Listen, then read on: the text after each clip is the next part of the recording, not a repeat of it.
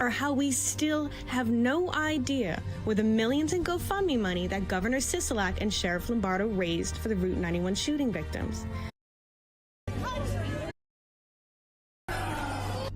But the most corrupt cover-up to ever occur in Nevada still haunts Las Vegas to this day.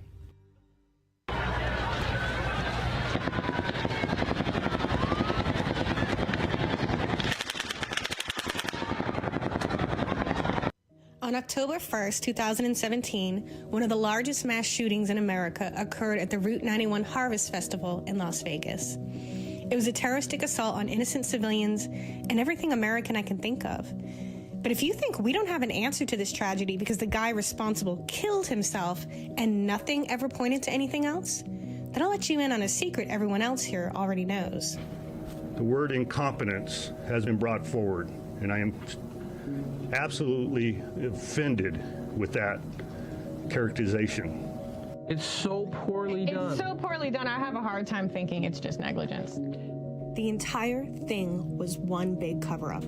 And they got away with it because the mainstream media dropped the story almost immediately, and officials stopped giving press conferences to avoid having to answer any of the public's questions about any of the glaring inconsistencies, conflicting witness statements, or explain any of the other shootings that occurred on the Strip that night that went against the FBI's lone gunman narrative that for whatever reason they were set on from the very beginning, despite all the obvious evidence to the contrary. Not one guy did not do all this. There is no way. Holy shit! These motherfuckers still ringing out right now. What is that? Okay, babe, let's go. That's close. That's real close. And then I moved. Oh, thanks. Our SWAT took down one suspect on the 32nd floor of the Mandalay Bay. They did? Yeah. That's high power, though. They're all the pronouns I did were all headshots, bro. But we know, and we have multiple different calibers, so I'm just saying we have at least one suspect down. There's most likely more than one. Just make sure, look at his forehead. Yeah, that's fucking dead center. Dead fucking center, dude. All right, yeah. Shit. That guy, see, same thing. That guy was a fucking headshot right in the fucking forehead. What the fuck, man? There can't be that many headshots with that amount of people over here. It had to be targeted. It has to be targeted. We're getting over now, and now we're running across the street, and we hear shots coming from like Hooters, MGM area. Over there. There was shots coming from over there, and there was shots going from Mandalay Bay. Every other person that I've talked to that did get, unfortunately, hit as well, have all said the same things. They know that there was multiple shooters. Sounded like there were a dozen shooters. The New York Excalibur shooting was right outside. It wasn't inside. It was outside. We saw the muzzle flashes. I don't want to. I just found it in the street, brother. 223 round right here. Anyone got a glove? Okay. I don't know if it's any help. I just want you guys to know. Love it. I have a magazine there with bullets in it, and then I have live rounds right here in these cones. So just give me a heads up. Somebody handed me a .223 round they found on the ground outside. Outside there? That's not a 223. No, that's yeah.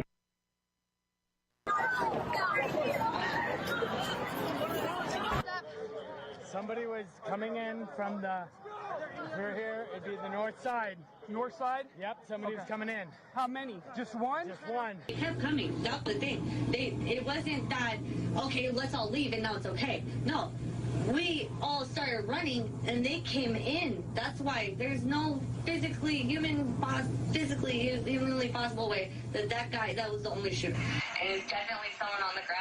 Concert. I'm waiting for somebody to come through that entrance because it sounds like they're on the ground. The gunfire's approaching where we were. They just started getting closer and closer and louder.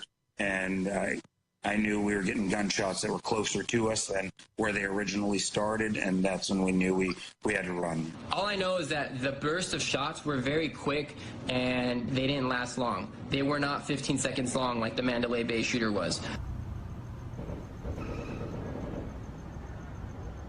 Now it sounds like it's coming from farther away.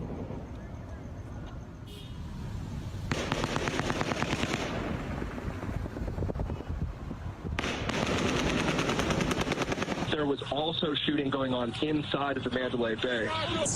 It sounded like more than one machine gun, and it just didn't stop.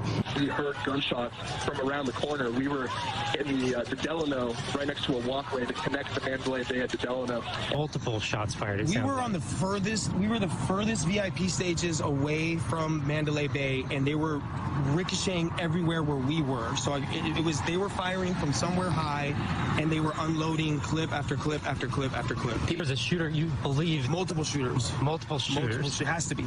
But it flew low enough that I could see that there was a black curtain, the door was open, and the color of the instrument panel. It flew right over our heads.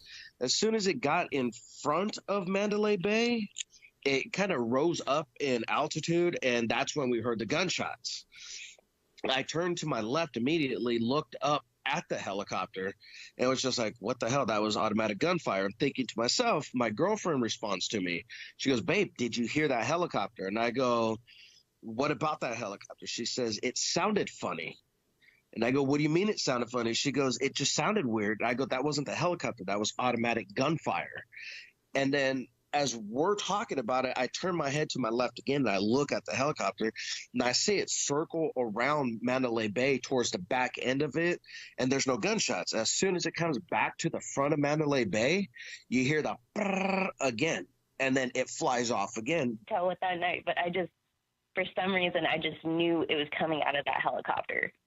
But I was so unbelievably certain that it was coming from the helicopter. Yes, we have all kinds of help on the way, okay? Everything's going to be okay. We're getting officers out there. Okay? You're going to see the officers on the sky. He's flying in a helicopter. You think he's in a helicopter? Yes.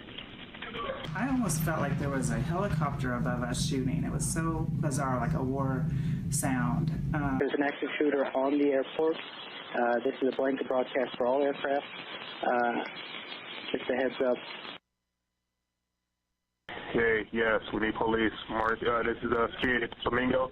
We just got a call right now saying shots fired in the back parking lot, employee parking lot area.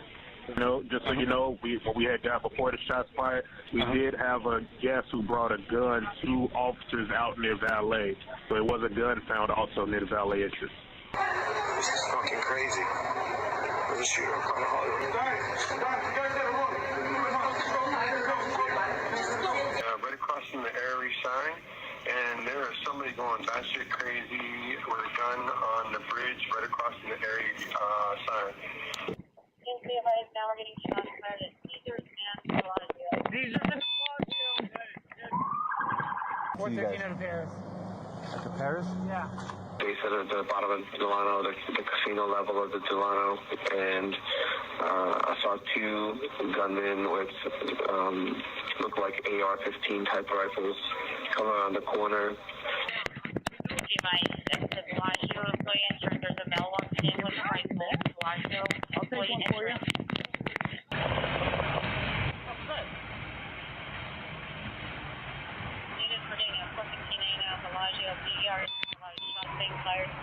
Is that what it was? Right here. Go. Oh shit, that's machine gun. That's machine gun fire.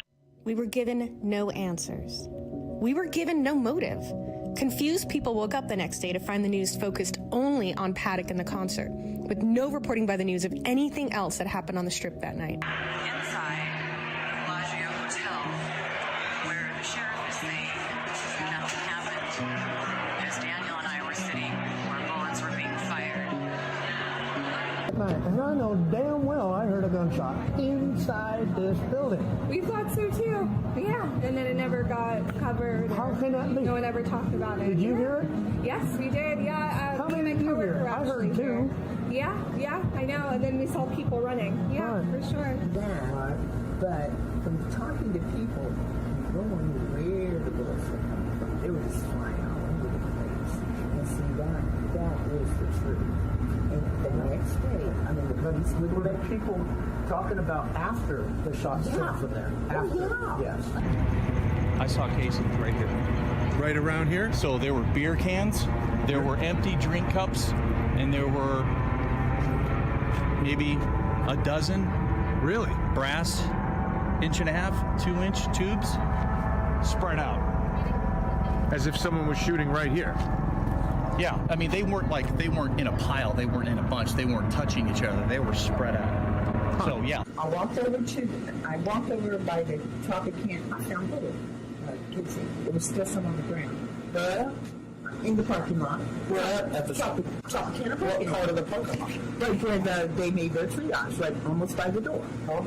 So I sat down at a slot machine inside of Planet Hollywood. Now I hear gunfire over the sound of the casino. More gunfire, much closer. I would estimate it had to be within a half block.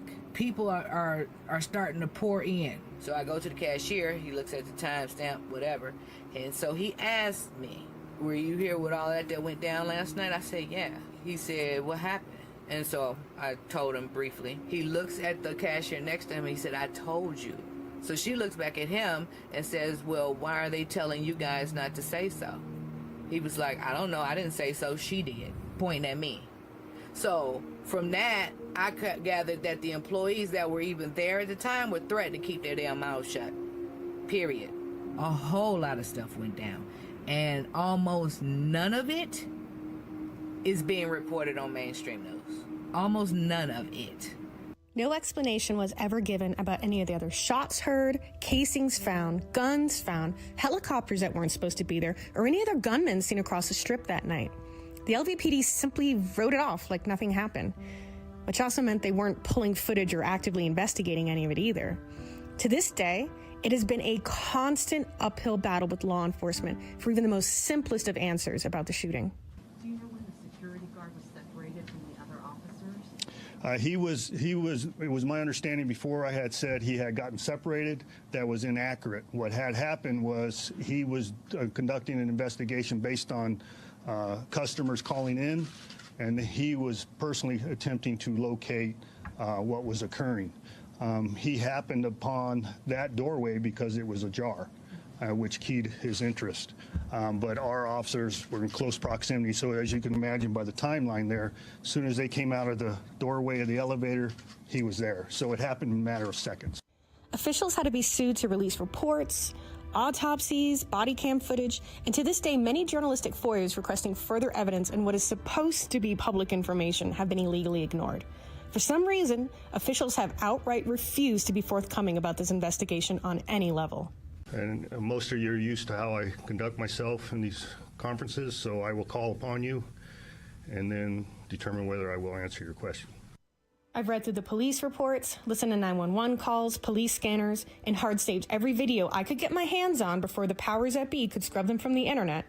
After flip-flopping on timelines, refusing to answer basic questions, and raising public suspicion because authorities felt the need to be so evasive about everything, videos relating to evidence of multiple shooters or alternative narratives were banned, censored, and suppressed on major social media platforms like Facebook, Twitter, and YouTube. Because, Lord forbid, people question the FBI's narrative of a 64-year-old man unloading over 1,000 rounds in 10 minutes with absolutely no motive, no history of mental illness, no known political affiliation, and all the while shots are being heard across the strip long after they find him dead. SWAT shot him. We're getting a 415A now for Bellagio. EGRs, a lot of shots being fired. That's a shot.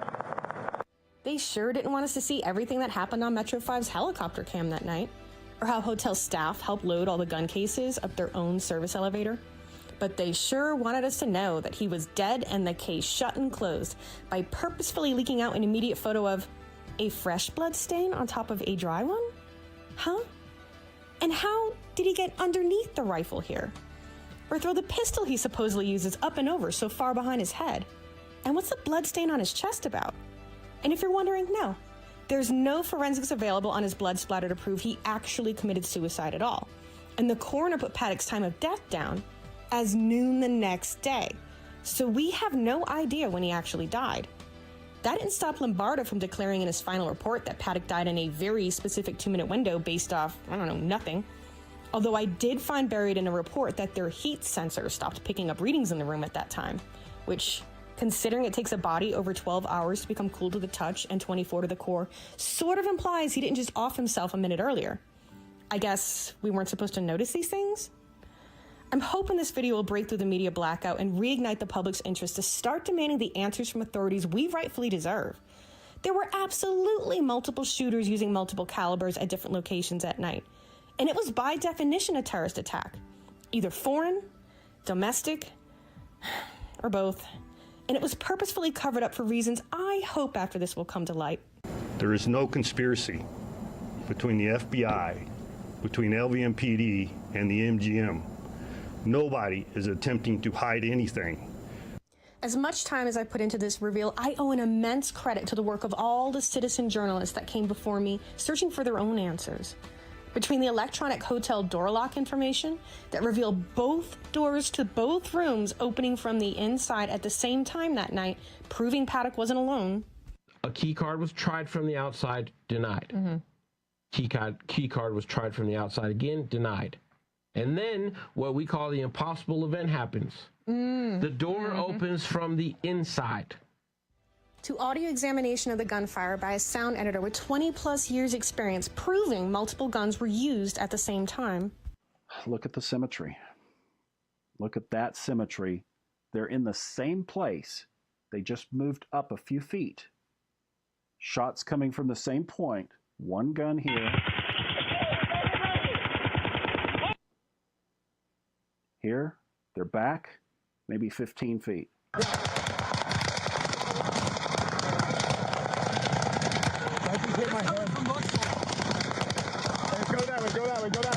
You can hear the guns in the background, and you can hear the primary in the background. I hope you can. At least you can see it in the waveform because it's all erratic. Look at the difference between that and that. Same guy, same body cam, same officer, same alleyway. Big difference. So these are some of the questions that have to be answered. I hope this helps, and eventually may the truth prevail. God bless America. To a detailed breakdown of radar imagery from that night that shows covert actions by aircraft that the LVPD never tried to explain or even acknowledge. And they're going to stop directly behind the Mandalay Bay. So this first one hovers right there, right over Mandalay Bay, right over the event center, kind of oval-shaped roof. Here comes the third and the fourth. Notice that first helicopter, what happened is it turned off its transponder. These other two are about to do the same, and they turn off their transponders as well.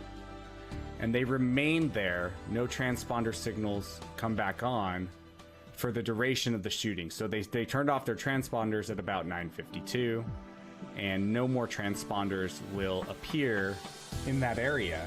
But what's interesting is that even though we have no radar data showing flights in that area, video evidence clearly shows flights being in that area during the shooting.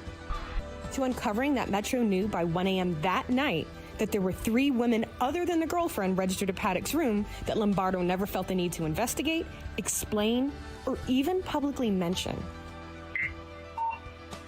And he's registered there with 3 other females. I don't know if you want all their names. Why is it documented, right, that 3 women were inside the room and they redacted their names from the document, and for some reason, not only did they lie about Paddock being alone in the room, but they are hiding who these women are. And I think that we're going to really learn a lot more about what happened in Vegas once we learn the identities of these 3 women. To in-depth interviews and autopsy reports that don't line up with Metro's conclusion of a single shooter. Could this be where the shooters are, and that it's not coming from room 32-135? Why don't we see that aircraft on Flight Radar 24? At this moment in time, there's nothing on Flight Radar. And while anomalies can always occur with ricochets, etc., it doesn't explain how so many trajectories don't match up to a gunman on the 32nd floor in a building across the street. Multiple witnesses stated in reports they saw people get hit straight on, as if the shots were coming from ground level, and how the shots sounded closer the further they ran away from Mandalay Bay. All of a sudden, we hear the little whizzing going by us, and the bullets are just flying by. And when something's coming up and down, or at least from a different angle, they're either going to hit the ground, they're going to... a lot of different things are going to happen.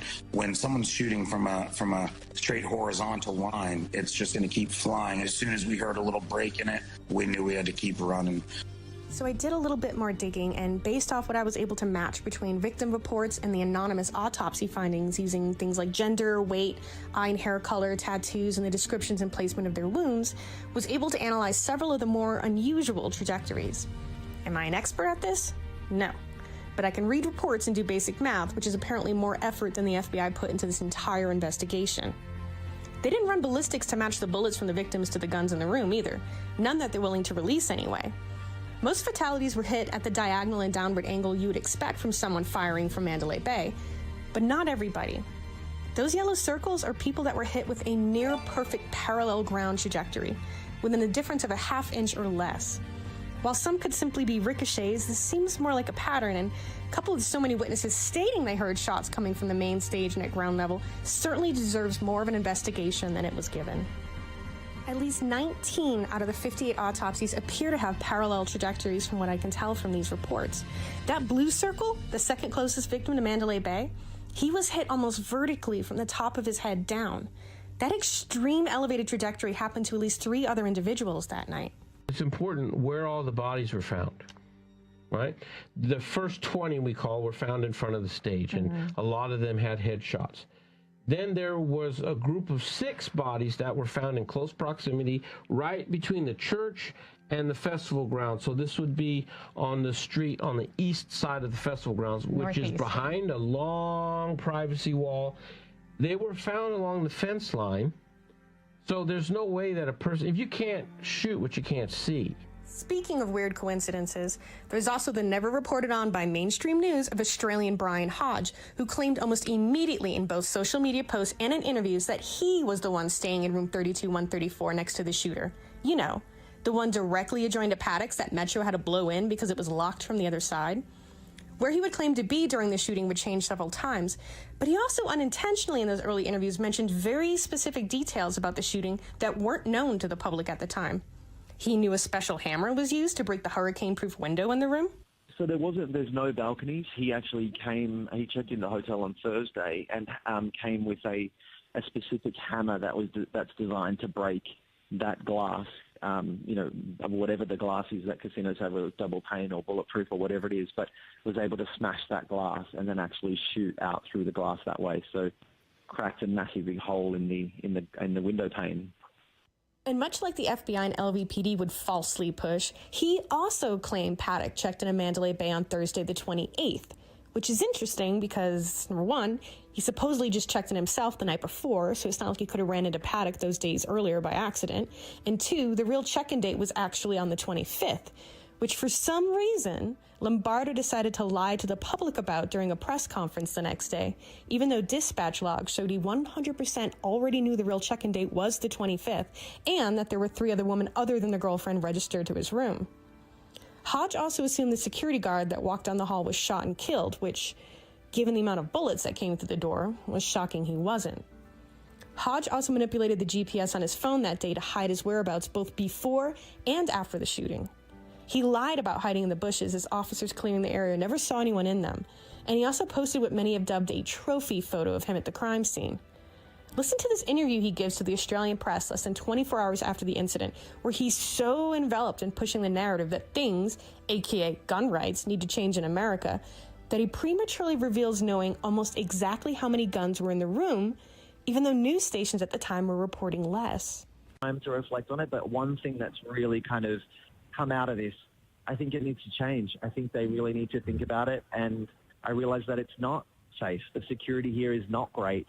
I've always loved that Vegas is very free. You know, you come here, people have a good time. But last night it really kind of hit me that I was like, I don't think that's the right way going forward. I don't think being able to walk in with 20 machine guns and not get noticed and have scopes in your room set up for 3 days. There were 24 guns found between the 2 rooms, 22 semi-automatic rifles if you minus the bolt action and the revolver. How did he know that? And how did he know how long they were there for?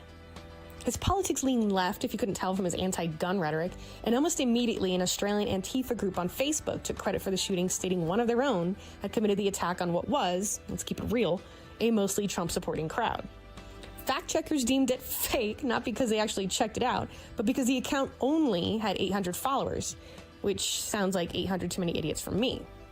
There are actually fake Antifa accounts out there run by right-wing trolls, maybe some of them my friends, but last I checked, even joking about a terrorist attack will get you a knock on the door from authorities. Well, when they're actually trying to solve the crime anyway. How Brian Hodge knew so much insider information about the shooting before anyone else did, we'll never know, because the FBI's top brass forbid anyone, including their own agents, from investigating him, and he was allowed to leave the country without even being questioned about what his connection to Paddock was. He was actually registered to room 32314, not 32134, although you have to wonder why he recalled the room number of the shooting over his own. 134 was registered to Paddock's girlfriend Mary Lou Daniels using her comps and not his for whatever reason. You know, the one he wired $100,000 to and whose fingerprints are on the bullets inside the magazine. His girlfriend Mary Lou Danley, you see her there, who claims no foreknowledge of the shooting spree, has admitted now that her fingerprints are probably on some of the ammo because, get this, she helped load the cartridges. I have other information on her, too. You're not going to want to miss that coming up. Who, coincidentally, like Hodge, is also connected to the Gold Coast casinos in Australia. She shut down her Facebook almost immediately, but not before people spotted the ISIS beheading videos her friends were posting. Funny how Facebook can't get sex trafficking and snuff films off their platform, but they'll probably ban this video just for criticizing the narrative. LVPD also didn't think it was necessary to take witness statements from most of the other people on the floor that night. Kind of hard to come up with a motive when you're not investigating any possible leads as to why. Speaking of reports the LVPD didn't want us to see, Paddock had 19 guns at home, so why did he buy 23 more leading up to the shooting? Does the FBI really want us to believe the majority of the shooting that everyone swears was automatic was done entirely by ARs with bump stocks that magically never jammed as they're so notoriously known to do? How does a bump stock compare to a standard rifle? So basically it's using opposite forces. Put your finger there, you pull forward, pulls the trigger, and the recoil sends it back. And then you pulling forward causes it to pull the trigger again, and the recoil sends it back. So it creates a bounce effect. But you have to get it just right or else it's severely inaccurate. Standard rifle on the right, bump stock on the left, 30-round magazine.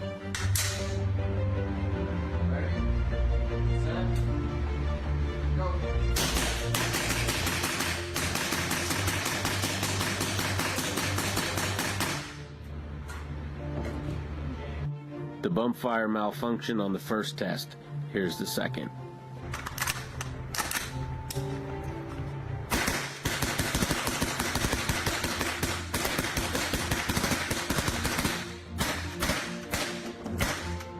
It's severely unreliable, and I wouldn't waste my money on it. They can have it. Don't get me started on how they supposedly know how many times each gun was fired, either. So they had the manpower to match ballistics on 1,000 casings, but not on the bullets that hit 58 people? And how do they know exactly what order the shots were and when they hit or missed the fuel tanks? Is there footage that shows that we don't know about? LVPD also states that Paddock used 15 different guns that night, 8 of which don't have scopes. Instead of, just reloading one of the guns that had a scope with any of the bajillion loaded magazines laying around. He really didn't think he needed a scope for this shot? Not bad for a 64-year-old man that, according to his pilot license, wasn't allowed to fly without corrective lenses. Could only hit the fuel tanks the size of a house 2 out of 8 times, though. Weird. Why does this feel like a gun sale gone bad? Why is the FBI protecting what could be the main accomplices to this crime? Why in less than 24 hours after the incident, and with overwhelming evidence to the contrary, were authorities so insanely insistent that there was only one shooter and he was dead? Right now, we believe it's a sole actor, a lone wolf type actor. It was a sole shooter. There is no further threat that we're aware of, no immediate threat. I want to emphasize we believe Paddock is solely responsible for this heinous act. The quickness it was dropped from the media when they normally capitalize on tragedies like this for their own political gain tells me they were worried people would start connecting dots they shouldn't be and continuing to ask questions that authorities couldn't answer. At the end of the day, they shot at a pro-Second Amendment crowd full of country folk, veterans, and gun enthusiasts that I can tell by reading through these statements immediately recognize the sounds of multiple shooters and different calibers that don't match up with the single-shooter narrative they're being force-fed by authorities. They recognize that shots were coming from all around them, even with a blinking strobe light planted halfway up Mandalay Bay that weekend, confusing people as to where the shots were coming from. And man, wouldn't you like to know who put that there, considering that could have been a purposeful distraction? It's not that blinking light, no.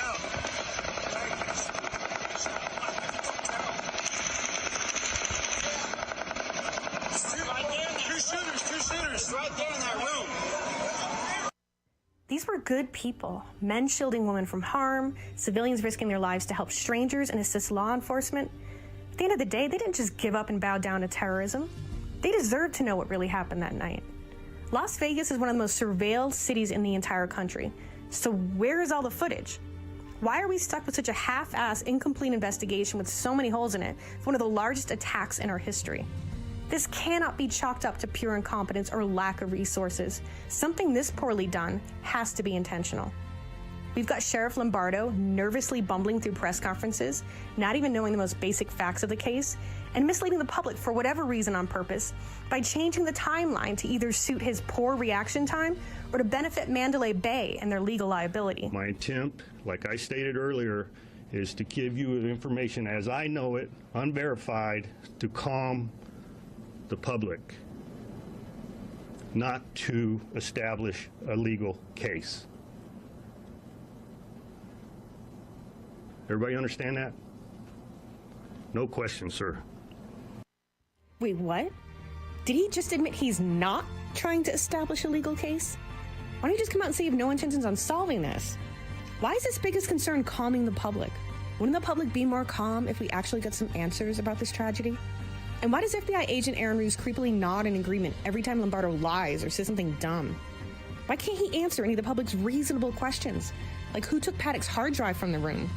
It certainly wasn't Paddock. He's dead on the floor. We know someone was actively monitoring the hallway, so was that what was on the stolen hard drive? Why was Paddock's house left unguarded and allowed to be broken into? Are we really supposed to believe the excuse that the police left it unlocked and the wind blew it open? Really? Why were officers told multiple times to turn their body cams off?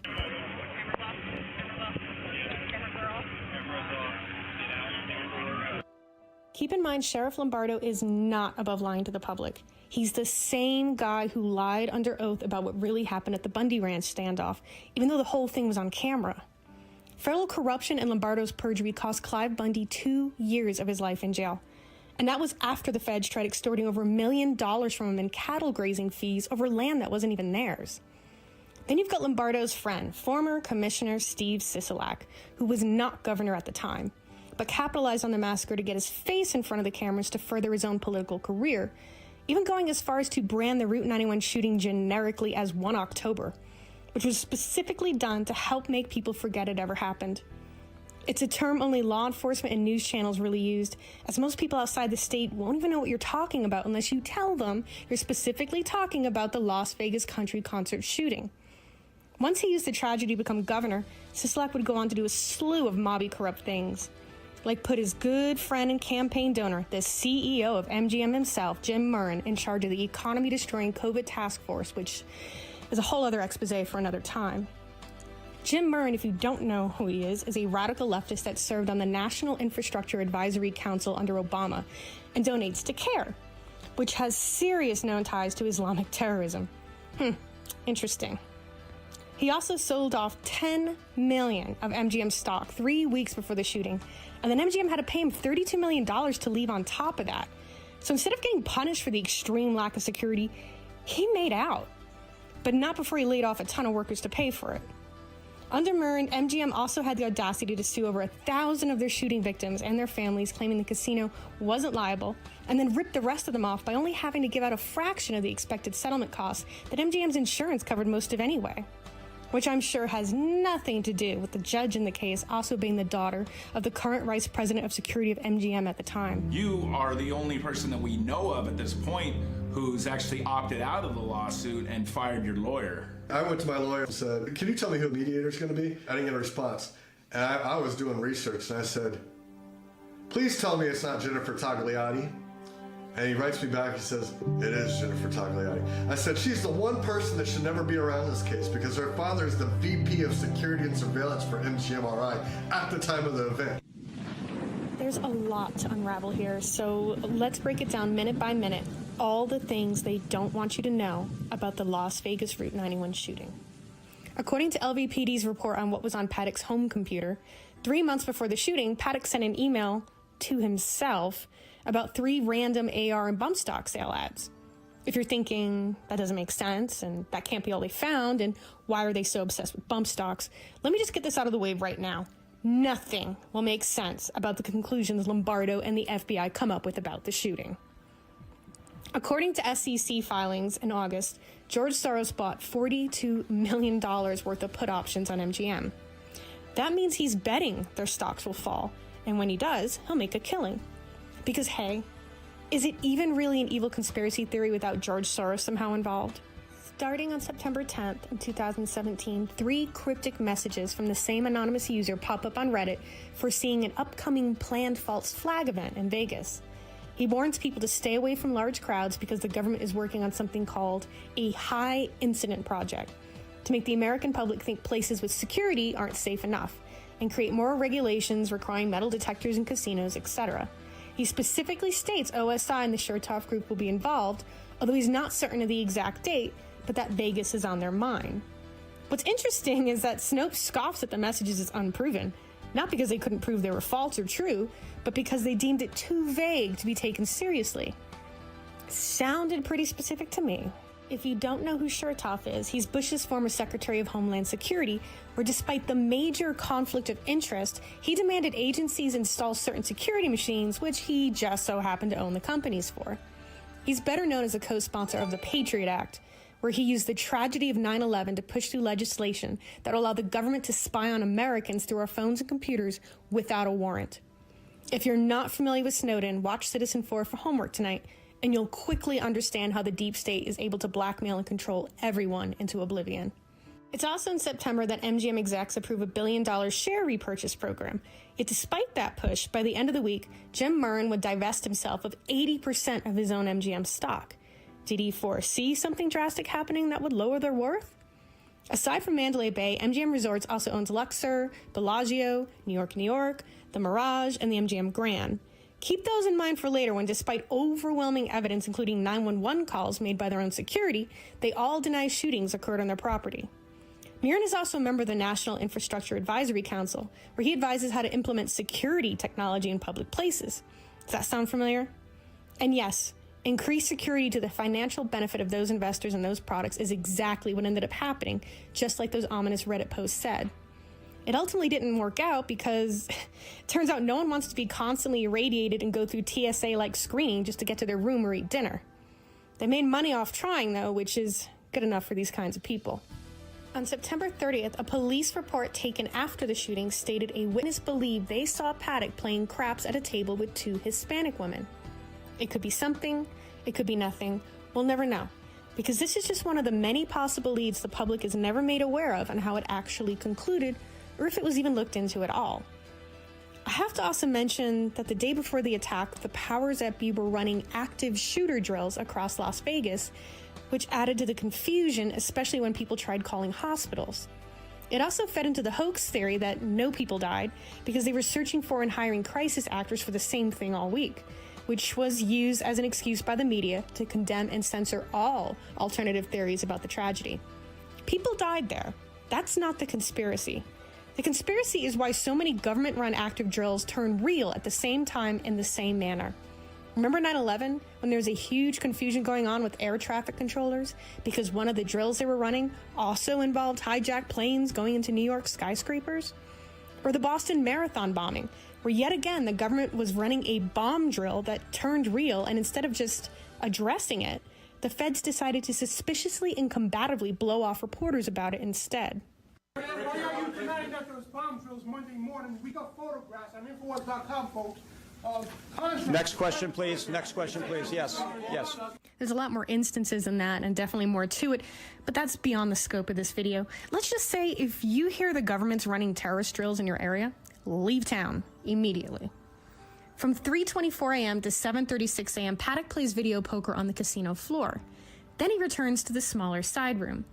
I can only assume he took a nap after gambling all night or something, because nothing really happens again until 12:03, when the doors to both rooms open from the inside at the same time, which means there were at least 2 people inside the room the entire time, and both guest cards are checked to see if they work. Especially when you're looking at anomalies, I mean, you have the door opening from the inside in both rooms at the same time. That means there was at least two, At least two, if not more. At least two, if not more. I have no idea at this point how Lombardo can insist Paddock was alone that night, but let's let the charade continue, shall we? From 12:12 to 12:26 p.m., Paddock goes to the garage to move his car into valet. Apparently making it downstairs and all that mayhem and getting his car to valet is Lombardo's idea of Paddock's getaway plan. Notice how Newsweek, who has wrongly personally fact-checked me before, claims the getaway plan failed because SWAT moved in, which we all know didn't happen for over an hour. This fake getaway plan is necessary to explain why Paddock paid off all his taxes before this suicide mission. If you've ever gotten your car out of Las Vegas valet before, then you know there's nothing quick about it. 12:29 is the last time Paddock is captured alive on video as he returns from the valet to his room. Since he has adjoining rooms and it can get confusing, I'll refer to 135, the large suite he was found in, as his room, and the smaller 134 as the side room. At 12:23, a room service ticket is made for 134 for 2 entrees. At 3:35, a single gunshot is heard and reported by a guest staying on Paddock's floor. We only know about this incident because fellow Route 91 investigator Nephi Kaliki heard it from the witness themselves. And I need to be sensitive about this because the person that was on that floor, we have contact with that person. One of their family members died at the event, but they were staying on that same floor. They heard a gunshot at 3:45 in the afternoon. And at 4 o'clock, around the same time, the locks start getting manipulated for 18 minutes in a way that is not explainable for normal operations. Was this single gunshot an accidental discharge? Or maybe even when Paddock was actually shot? We'll never know because, like I said, the coroner lied about the time of death on the autopsy. They had to be personally sued to release. The report contains such hidden gems like there being unexplained signs of blunt force trauma to Paddock's calves and knees. After that single shot is heard, there's a moment of inactivity followed by a series of weird hotel key testing that occurs to both doors 134 and 135 in what seems to be an attempt to capture and alter the electronic door system code. By the way, did the hotel ever investigate that complaint about the early gunshot, or did they cover it up because not checking into it makes them even more legally liable than they already were? At 6:40 p.m., the door to Paddock's room is opened from the inside, then the deadbolt is released, and then the door is closed again, opened again, and closed again. Okay, how the hell did the door just open with the deadbolt still on? It seems by now someone has figured out how to manipulate the electronic door locks, as impossible sequences and constant testing like this continue on both doors throughout the night. At around 9:20 and at about 45 minutes before the shooting begins, a Hispanic woman pushes her way to the front of the crowd at the festival, starts telling the woman in front of her she was going to die and that everyone around them was going to die tonight. It causes such a commotion that security has to come to remove her and the Hispanic male she was with. Did security get their info? Was this ever investigated at all? There was a lady who pushed her way forward into the concert venue into the first row, and she started messing with another lady and told us that we were all going to die tonight. Do you know why she was saying that? I mean, was this after the shots were fired? Or? It was about 45 minutes before the shots were actually fired, but then she was escorted out by security. At 9:29, both Paddock and the side room doors open from the inside at the same time again. Another impossibility unless there's at least one other person in the room, and now it's only 35 minutes to when the shooting begins. There's also another weird instance where it opens and the deadbolt is still reading as closed. It seems important to someone to be able to manipulate the deadbolts in particular. Starting at 9:38, radar shows that 3 helicopters, supposedly registered to Mustang Leasing, depart from the vicinity of Mavericks and head north off screen. And you can see their call signs, their tail numbers. That third one turned its transponder on a little bit late. 5 minutes later at 9:45, the same 3 helicopters that left earlier begin to return from the north, head south across the strip, and then stop and begin to hover above the Mandalay Bay area for several minutes. By 9:50, all 3 helicopters hovering above Mandalay Bay turn off their transponders 15 minutes before the shooting begins, and they do not go back on until after the shooting at the festival ceases. We know they were physically there because multiple eyewitnesses and videos catch them going back and forth between Luxor and the Mandalay Bay throughout the shooting. At 9:55, a helicopter blips on screen with no call sign and heads north out of the area, followed by another one about a minute later, also without a call sign, and they both head north. And then we see that again, a separate helicopter, different timestamp again, heading up north, no call sign. At 9:59, security guard Jesus Campos is doing his rounds on door ajar alarms and however long that takes him. He couldn't open the stairwell to 32, so he goes back down a floor to take the elevator up instead. He reports the barricaded door and hearing what he thought were rapid drilling sounds while checking on the other room, implying the shooting was already going on at the time. That's when bullets come down the hall through Paddock's closed door at him. Shots also come down the hall sometime during all this when engineer Steve Shuck is there to check on why the stairwell door was braced shut. Another excuse given as to why the LVPD didn't breach the room right away was because of this impenetrable mighty L bracket, which honestly I feel like even I could have kicked in an emergency. There's no proof or fingerprints or anything that I could find that suggests Paddock put it in, although that didn't stop Metro from claiming they knew he did anyway. At 10:04 p.m., the two helicopters with no call signs return from the north, presumably the same ones that left a little earlier, and land at the airport. Mavericks is at the beginning of the runway in the blue circle. These two land here at the highlighted part at Sundance Helicopters, which is now out of business. Funny thing is, that location will end up receiving multiple 911 calls throughout the night about shots being fired, a woman injured with a gunshot in the hangar, and people hiding from suspects on the premise in a possible hostage situation. These helicopters you see here are likely just coming back from a tour, judging by their route, but what the hell happens there later? Seems like it's at least worth looking into, but there are no records this was ever investigated at all. At 10:05 and 27 seconds, the first scattered shots at the festival begin, which many initially thought were fireworks or firecrackers, with several witnesses claiming they actually saw a man weaving through the crowd letting firecrackers and poppers off at this time. Their obvious concerns were that he was providing some sort of initial cover or tricking bystanders into not panicking as much, or even gauging the wind for snipers. And no, the police never looked for that suspect either. Metro also seems to be confused as to how many shots there were, which according to them were either two or undetermined, and I'll tell you why. Now, when I listen to the video, I specifically hear two very clear close rifle shots coming from the main stage area, followed eventually by a mixture of a couple of close shots and further away automatic gunfire with echoes. Multiple witness statements also mention hearing very distinct and different caliber weapons at this time. For instance, this witness not only heard the automatic firing from Mandalay Bay, but also something more like a handgun closer to her vicinity in the parking lot. This man staying at a balcony near the foundation room in the middle of Mandalay Bay heard automatic gunfire coming from his right and rifle fire from his left. Another man whose room overlooked the concert claims he heard not only the reverberating outside shots, but closer, non-reverberating, shorter round bursts as well. This woman stated she heard the first two pop-pop sounds that sounded like they came from inside the concert grounds that sounded different than the rifle sound she hears a little later. This man staying at the Four Seasons also hears two different calibers going off. What's strange is that these handful of supposedly scattered test shots are responsible for at least one immediate fatality. Witnesses saw a woman go down before any of the major automatic firing began, and I can't tell if they're all talking about the same victim or different females. Given a third of the fatalities were headshots, it seems a lot more targeted than it was random. Here's the video, and you tell me if you can hear two separate guns. And also take notice from here on out in all the videos, all the helicopters flying around Mandalay Bay that aren't supposed to be. 10:06 and 7 seconds, the first volley of automatic gunfire begins. An off-duty officer working the event stated in his report that it sounded like people were shooting at each other. His partner stated, as many others would that night, that it sounded like the shots were coming directly from the main stage area, and it was so loud he would have bet his paycheck that there was an assault team somewhere on the ground. At 10:06 and 53 seconds, the second volley begins. Get down! Get down!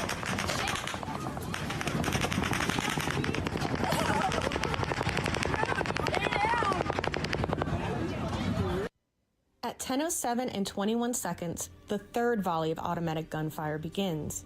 It was at this time another witness at the event, Joe Napoli, stated he tried to escape east toward the parking lot, but like many witnesses stated before, the shots there sounded even closer, and people on the other side of the fence were screaming for him to turn back because there was a gunman on that side as well.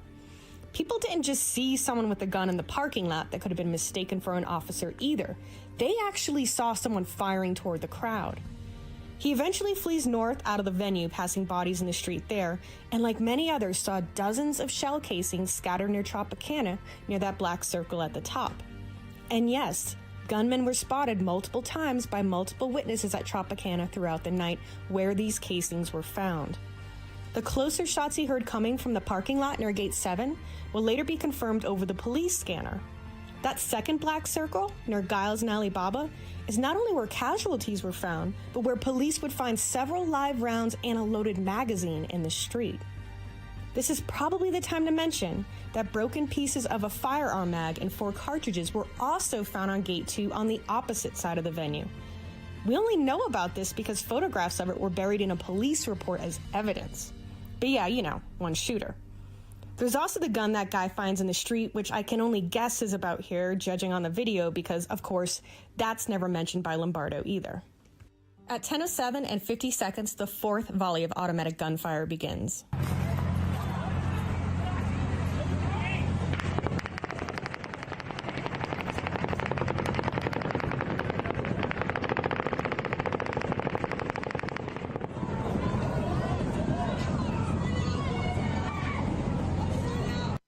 At 10:08 and 43 seconds, more single shots can be heard, and one of the closest officers to Mandalay Bay sees a man on a platform, more than likely the bed, firing out of 134, the side room, out toward the fuel tanks.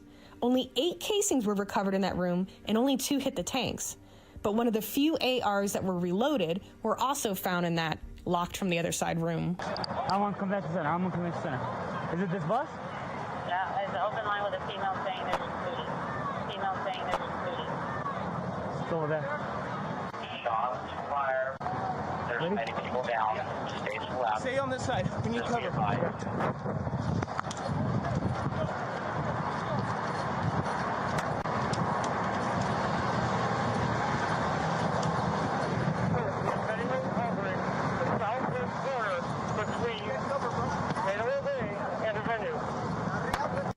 At 10:09 and 47 seconds, the 5th volley of automatic gunfire begins. Get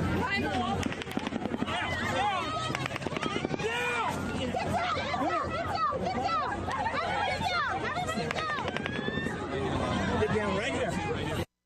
At 10:10 and 59 seconds, the 6th volley of automatic gunfire begins. Go! Everybody go! Go! Run! Keep your head down! Go! Keep your head down! Go! Run! Keep your head down!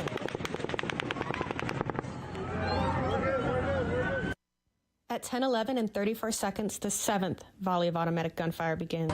Keep your head down! Run! Go!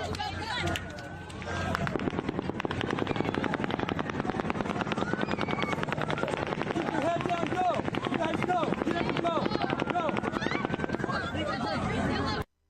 Starting at 10:12, a group of what will eventually be a line of 8 helicopters start to take off from Mavericks, although not all of them will show up on radar as having actually left from that pad. This will play in later as the helicopters that previously turned their transponders off put them back on as they escape out with this group to the north. At 10:12 on the police scanner, there are now official reports of shots coming from Gate 7. Now, Gate 7 is interesting because whoever made the original graphic for the map to the concert venue doesn't have a Gate 7 listed, but has 2 Gate 2s. Gotta love bargain printing. But we know it was in the southeast corner because of witness statements, and it makes numerical sense. So I've made the corrections here for reference. You might also notice there's an abandoned motel in the middle of the venue, which any bad actor could have used to stage an attack from.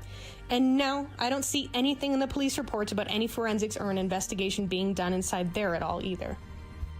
Later, 2 separate 911 calls would come in about suspicious men at the Oasis Apartments, which, as you can see on the map, is right across from the Gate 7 we're talking about. In one call, they even state that they could see 2 men changing their clothes in the bushes. I'd love to see the security cameras from those apartments that night, but it doesn't seem as if the FBI or the LVPD did much of investigating into anything. At 10:12 and 8 seconds, the 8th volley of automatic gunfire begins. Go! Run that way! Go! Go! Go! Stay down! Go! First stop. No, wait. I don't know. At 10:12 and 35 seconds, the 9th volley of automatic gunfire begins. Stay down! Run that way, against the wall. Stay down!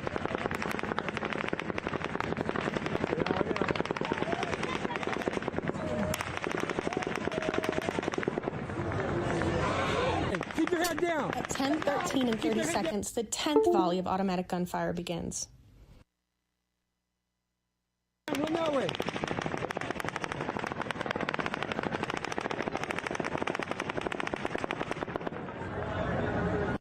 After the 10th volley, you'll notice one of the helicopters that's not supposed to be there heading east over the venue.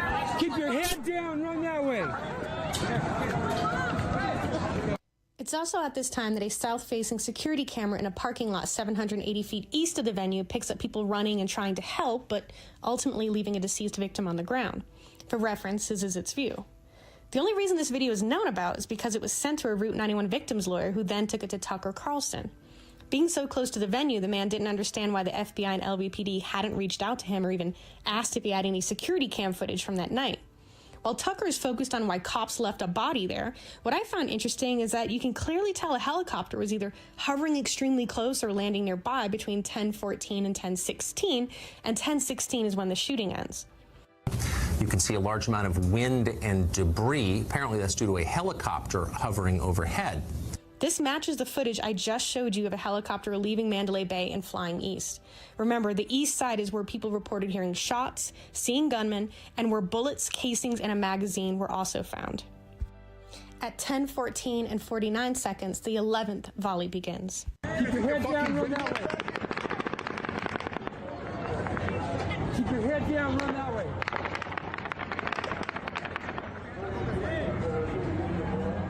Also at 10:14, Mandalay Bay security calls 911 and informs them that their security guard was shot and that it definitely came from 32135. There should be no confusion at this point where the shots from the hotel are coming from, yet Metro won't try to enter the room for over another hour. I find it interesting they fired one cop for cowering the hall, when really they were all on standby orders on the floor below, supposedly waiting for SWAT, not that a proper SWAT team ever shows up, and not that that's ever explained why. It ends up being a mismatch of original responding officers at breach, including 2 canine units without their dogs. It's also at this time that everyone was still saying that there were 3 shooters. At 10:15 and 15 seconds, the 12th and final volley of automatic gunfire from Mandalay Bay begins.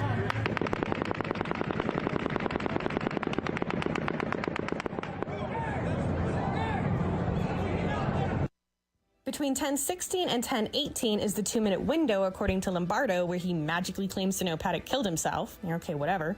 And at 10:16, the same 3 helicopters that had disappeared earlier when they turned their transponders off above Mandalay Bay suddenly blip back up on the screen as part of that group of 8 that takes off up north. 2 of them pop up closer to the vicinity of Mavericks, while a third one blips up on screen between them in the air as they pass by the strip.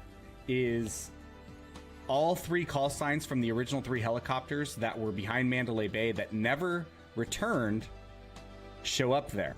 Now, I know what you might be thinking. You might be thinking about the helicopters that landed near Maverick helicopters, but they did not actually land at the Maverick helicopters location where these aircraft took off. They landed over here. So how did they get back over there? And they magically appear back on radar just after the shooting stopped at 10:16. Another interesting thing that I noticed was that the last helicopter in the original group of 3, call sign N848MH, actually turns its transponder on, pops up right there. It just popped up, and I'll show that to you frame by frame here. But it's like it never actually took off from Maverick helicopters, but perhaps left the shooting scene and joined that group formation and turned its transponder on right when it got into that group formation. It's also at this time that a Southwest plane comes onto the radar with the call sign SW84119.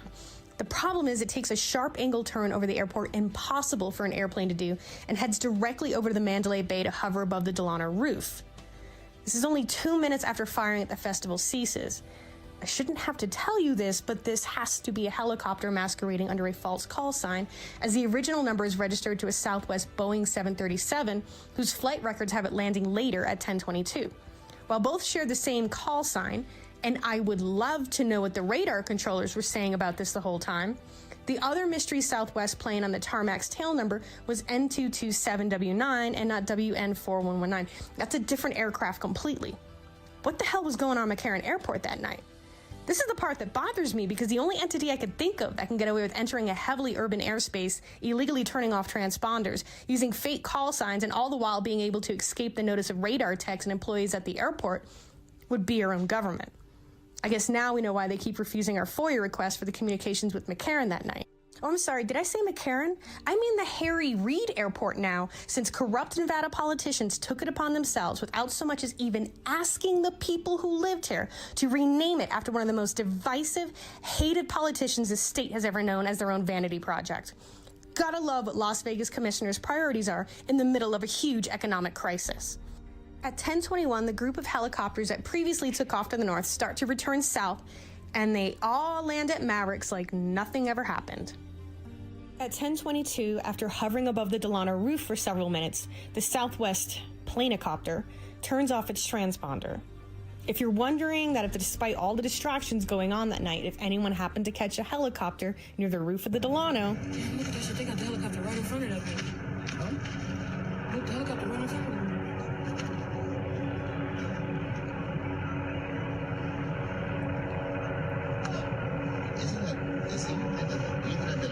It's like the Delano, not the freaking Mandalay Bay. The helicopter's not hovering over the Delano. I think he was on the roof. Yeah, because the helicopter's over the roof right there. Still in the back.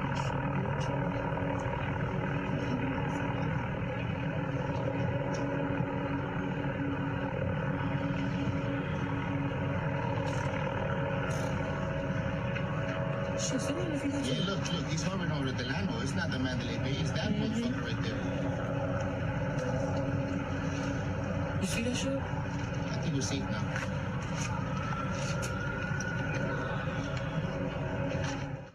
Don't get too excited. Without a timestamp or a clearer video, we can't rule this out as being Metro, since they do show up right as the planecopter leaves, and since Metro did take one sweep at Delano's rooftop on radar at around 10:37 for some reason. This could all be solved by simply releasing the footage from the roof the entire night, but I won't hold my breath waiting for Lombardo to be forthcoming about any information that might actually help the case. Is now a good time to mention that Delano is also connected to the Mandalay Bay through a series of underground tunnels and hallways?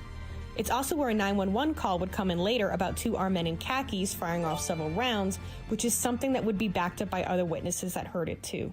We were herded into Delano's, and my friend and I, we were sitting there for about 10 minutes, and then we heard 4 to 5 shots ring out. And we met up with these security guards and police officers who asked us what we were doing and told us to run away, and we heard gunshots from around the corner. We were in the Delano, right next to a walkway that connects the Mandalay Bay at the Delano, and we heard gunshots from right out that hallway, so we think that the police were dealing with the shooter while we were down there. At 10:24, Metro 5's helicopter finally arrives to the scene, 8 minutes after the shooting at the festival had already ceased. Las Vegas Metro Police Department helicopter that just missed all the action. One of the things Sheriff Lombardo was never able to explain was why he felt it was safe to wait over an hour to breach the room, or why their lone gunman just magically stopped shooting for no reason, despite all the unused guns, extra ammo, and the fact police weren't even at his door yet. Wouldn't it make more sense that what actually determined the length of the attack wasn't whenever the shooter randomly decided to give up, but how long it would take Metro to scramble a helicopter to the scene? All you would need to do is listen to a police scanner to know they're on their way. Another helicopter on the scene would have blown whatever air maneuvers were going on that night and probably whatever else was really going on. Starting at 10:24 and again at 10:34, reports come in about 2 separate suspicious vehicles bolting out and driving the wrong way down the strip. Suspects or just scared people trying to get away? I guess we'll never know. Though don't tell me they couldn't pull those plates off security and traffic cams. From 10:27 to 10:33, Metro Helicopter 5 starts hovering over McCarran's airport runway looking for something. At 10:35, there's reports of an active shooter on the runway. Okay, I guess we know what they were looking for now. And McCarran makes the decision to turn the lights off on both runways. Why? Wouldn't that make it easier for a shooter to hide or get away in whatever vehicle or aircraft they're obviously heading to the airport for? Did they miss their first helo extraction? At 10:38, Metro finally sends out their first tweet about the incident, already strangely implying it's a shooter in the singular, even though everyone on scene still believes there are multiple shooters and shots are still being heard outside the venue. This is actually around the time where all hell breaks loose with hundreds of 911 calls about hearing shots and seeing gunmen across the strip in a pattern that keeps heading north away from the festival. At 10:43, there's a report of a suspicious white male seen wearing fatigues and going into a motorhome at the Motel 6 near Tropicana. 6 minutes later, a 911 call comes in about seeing 2 more suspicious men wearing bulletproof vests and walking calmly away from where everyone is running at the same location. The motel is directly east of the venue, right between the Tropicana and the airport, in that little blue circle right here.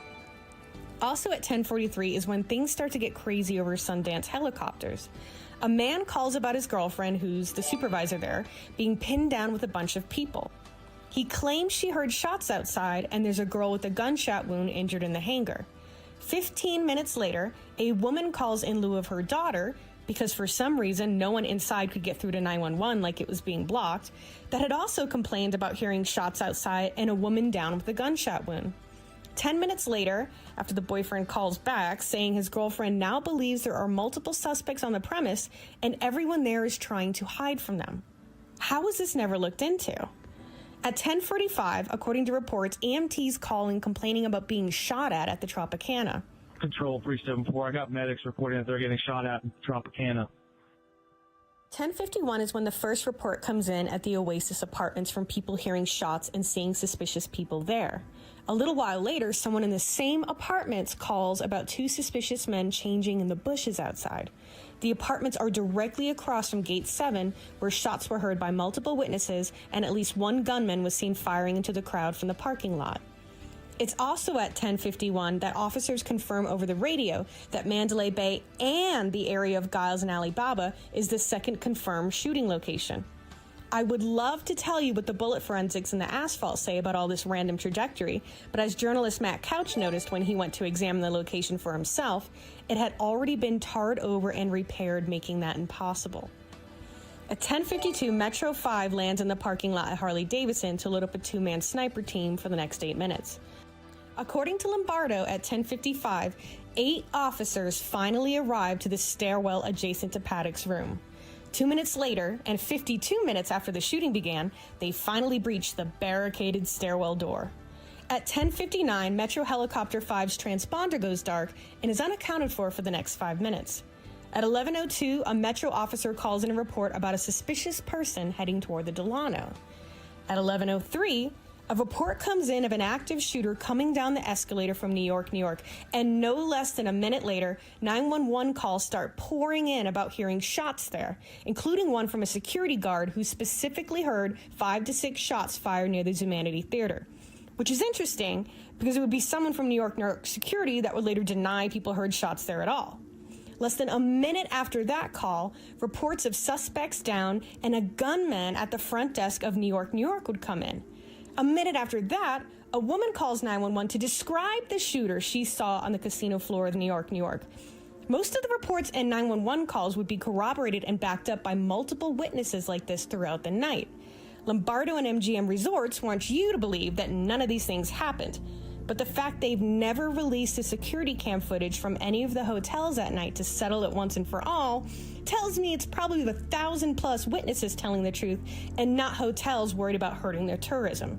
At 11:07, another report of a shooter at the airport comes in, with people taking cover in a hangar from him there.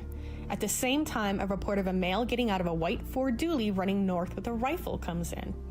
At 11:08, a man calls 911 in room 3135, which is only 2 floors down and directly below Paddock's, reports hearing a single gunshot that was also heard by his manager staying below him as well.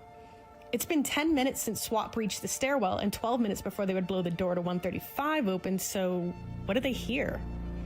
It's also at 11:08 that a possible bomb threat comes in about a black Audi parked at Luxor with wires coming out of it. Something fake fact checkers would later claim was false, even though the bomb squad had to be called in to check and clear it.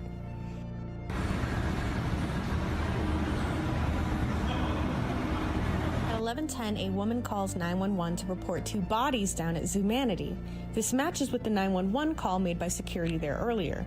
At 11:11, another wave of calls from Tropicana roll in, including reports of 2 gunmen on the roof. Somewhere in between all these reports, a street security cam operator catches 2 people going back and forth on the roof. Check it out. Knowing that the suspect would be very likely coming through that field of view. So probably a couple of camera operators communicating with one another. At 11:17, someone's mother calls 911 to report that her daughter was shot at Fat Burger and that there are shots being heard at that location now. At 11:18, an employee working at a restaurant inside Aria reports hearing a gunshot, which is quickly followed by a series of calls from other people hearing shots there as well.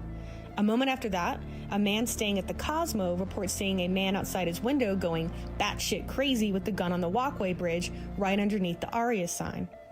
1 minute before Paddock will be found dead, shots ring out at Bellagio. What follows will be a flood of 911 calls about a shooting at their entrance. A Canadian man claimed he and his wife were at the Bellagio taking photos when panic broke out in the hotel lobby just before 11:20. He heard someone yell, "There's a shooter," right before hearing 5 to 6 shots ring out.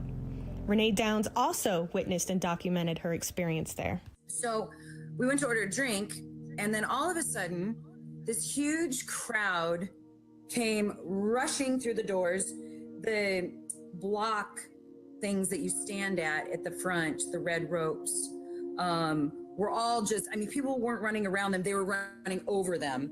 And we heard the gunfire. And the best that I can describe it, Tracy, is the fact that it was like if you take a board and you drop it on the floor, and it was like just this pop, pop, pop, pop, pop, pop, like that. And it was automatic. And I didn't know what kind of gunfire until my husband told me afterwards. At 11:20, over an hour after the shooting began, Metro finally breaches Paddock's door. Anyway, we are limited in knowing what actually happened from here on out, as officers were constantly told throughout the night to turn their body cameras off for reasons I'd like to know. Yeah, my camera's on too. Yeah, turn them off too. Turn them off. Yeah, my camera's on too. For some reason that you might have already noticed, LVPD officers were under the impression that SWAT took down the shooter that night, with CNN even going as far as to claim that Paddock tried to fight his way through officers and even shot one of them before they were forced to kill him. Because journalism. It was initially reported that perhaps he had taken his own life at the very moment the SWAT team was making entry into his room on the 32nd floor. Now they've clarified that point. They say that as the SWAT officers actually broke in the door, that the gunman charged them, made it through the door, struggled with the officers, and was able to get off at least one shot, wounding one SWAT officer in the leg. And they wonder why we call them fake news. So apparently everyone except the K-9 officer leaves their body cameras off, and the LVPD had to be sued to even release that in full. Let's see why.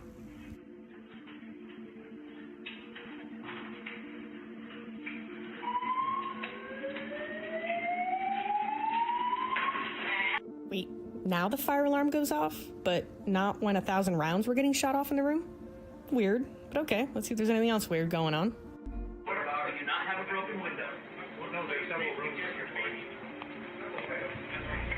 You remember what window? Right over to the right corner. Right where that curtain is, right by the door. Okay, stand by. We've got curtains open on a window that's not broken. It's us. Corey, it's us. No, it's us. We have to go ahead. I'm up here. Wait, what? The officer is standing right where the broken window should be, and he can't find it? Shouldn't he literally be stepping and crunching down on hundreds of shell casings and broken glass, according to LVPD's crime scene photos? And why are the curtains damaged to hell in the pics, but look perfectly fine in that video? And for the record, this particular can't find the broken window footage was edited out when mainstream media outlets like the Associated Press aired the footage. Why? What's going on here? I can find footage of the very few times shots were fired out of 134, but I'll be damned if I'm able to find footage of muzzle fire coming from 135 anywhere. Metro 5's helicopter was also unable to find the broken window on their first sweep. I've sat through the footage myself, and weirdly enough, I can't find it either. It does magically appear on helicopter cam after 11:56 and instantly blatantly visible by morning, but those moments in between not seeing it and seeing it are censored out of Metro helicopter's footage from that night. Why? To make it even more interesting, a 911 call would come in from a man staying below Paddock, complaining about hearing an explosion going off and hearing glass fall outside his window at 11:32. Got a question here. So I just checked into Mandalay Bay, and I'm on the 21st floor, and I just heard what sounded like a explosion above me and then glass coming down around me or, right outside the window. So either someone set a charge up to blow out the window at the same time they breached 134 so they could claim they got the shooter and, calm the public, and that's how the curtains get ruined and glass gets everywhere. Or the charge from breaching 134 shook a big enough chunk of glass loose, making a hard-to-notice slightly broken window now more visible and obvious, which, for some reason, shooting 1,000 rounds out of didn't shake anything loose off earlier. This is why we, the taxpayers, pay for body cams, so you can use them. Although I do love how body cam footage does pick up officers raiding Paddock's minibar on a hot crime scene. Want some Pringles?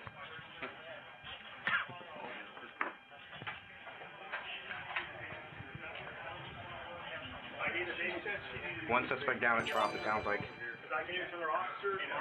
I understand officers have hard jobs, and I'm back with the blue and all. But are you fucking kidding me right now? And what suspect is down at the Tropicana, by the way? What a complete shit show of an investigation. Anyway, the two officers looking for the broken window they can't happen to find are Brett Brosnahan and Corey Mickelson, who aren't even listed in the final report as being there, which makes me feel real good about Metro's record-keeping skills.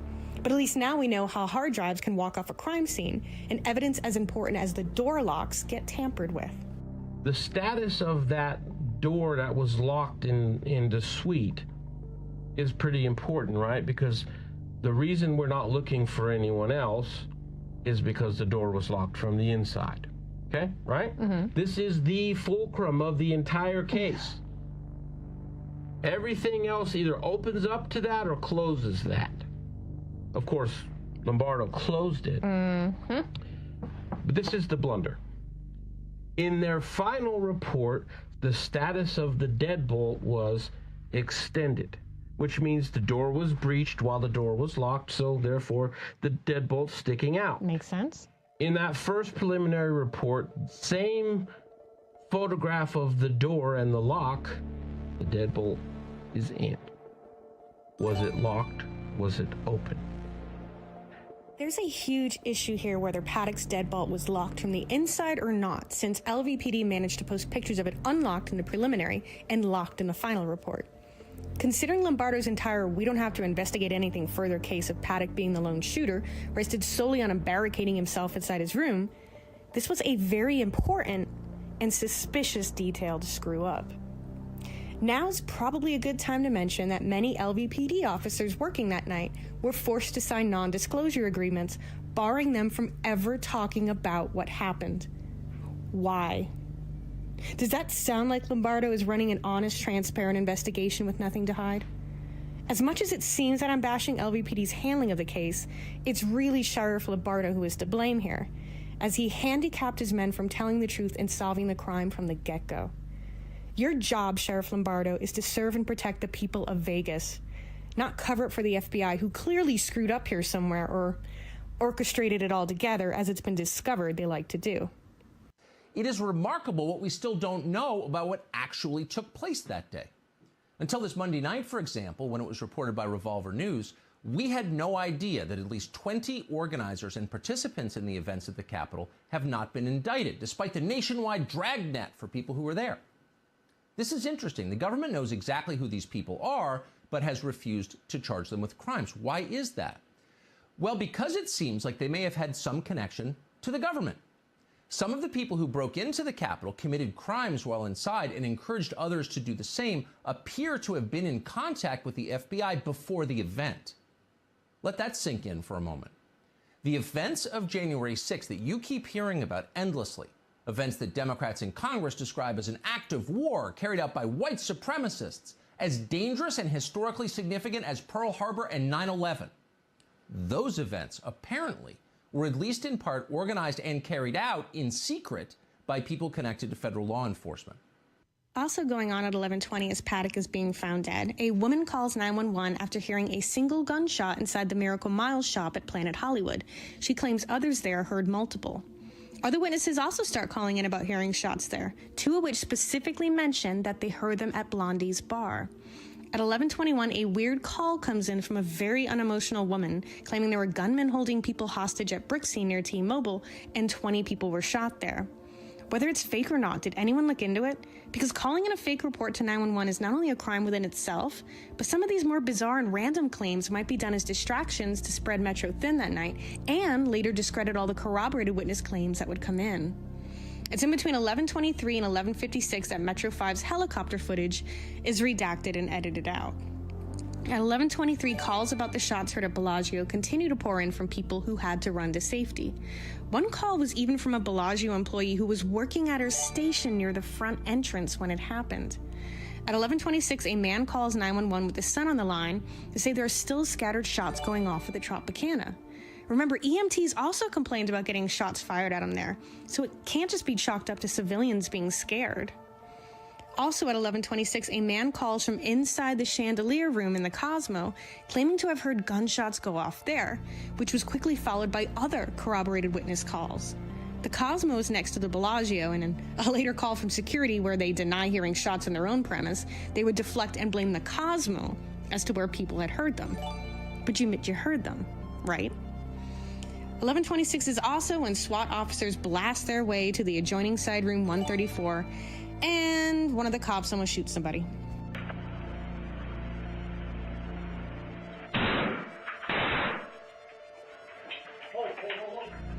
Where those shots come from? Oops. That would be the accidental discharge made by poor trigger finger safety McGee here, as he let off not one, not two, but 3 accidental rounds in succession. Also, how is Lombardo's narrative that Paddock was running back and forth between the rooms work when obviously someone had locked the door to 134 from the other side? They just had to blow it to hell to get it open. So how did Paddock lock it and then magically transport himself over to 135 to die on the floor? Let's look at the only other available camera angle. Region 5.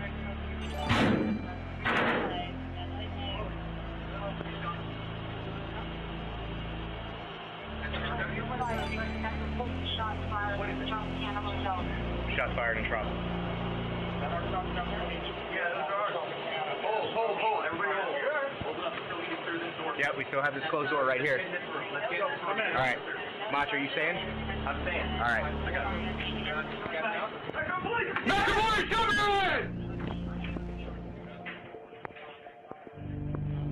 Wait, what room did they just breach? Because it sure doesn't match what 134 looks like in their evidence photos.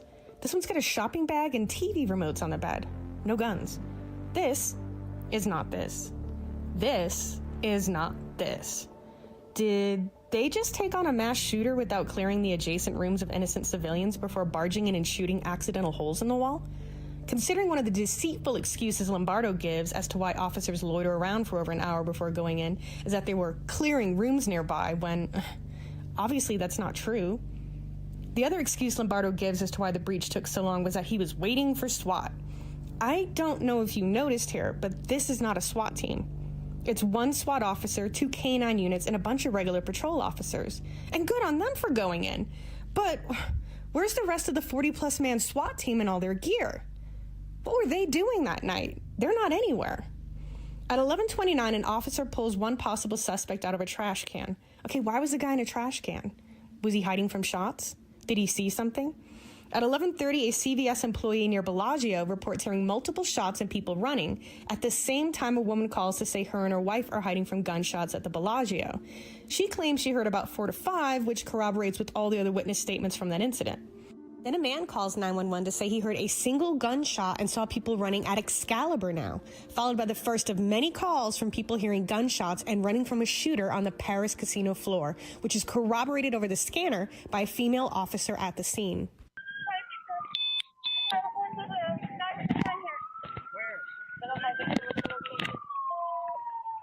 That's where it's going. Is a male with a 413 at Paris. Harris!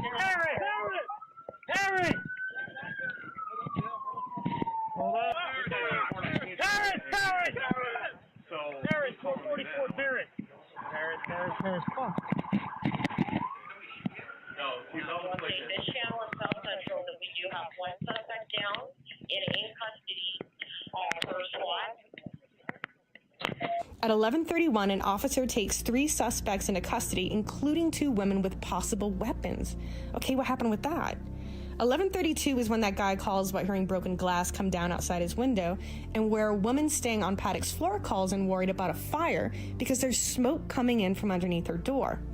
A minute later, another woman staying on the 33rd floor would call about an explosion occurring below her. It's strange only because why would they notice and complain about the second breach but not the first? At 11:33, another corroborating call comes in about hearing gunshots going off at the Paris casino. At 11:35, the officers in Paddock's room wonder out loud where all these other reports of shots are coming from.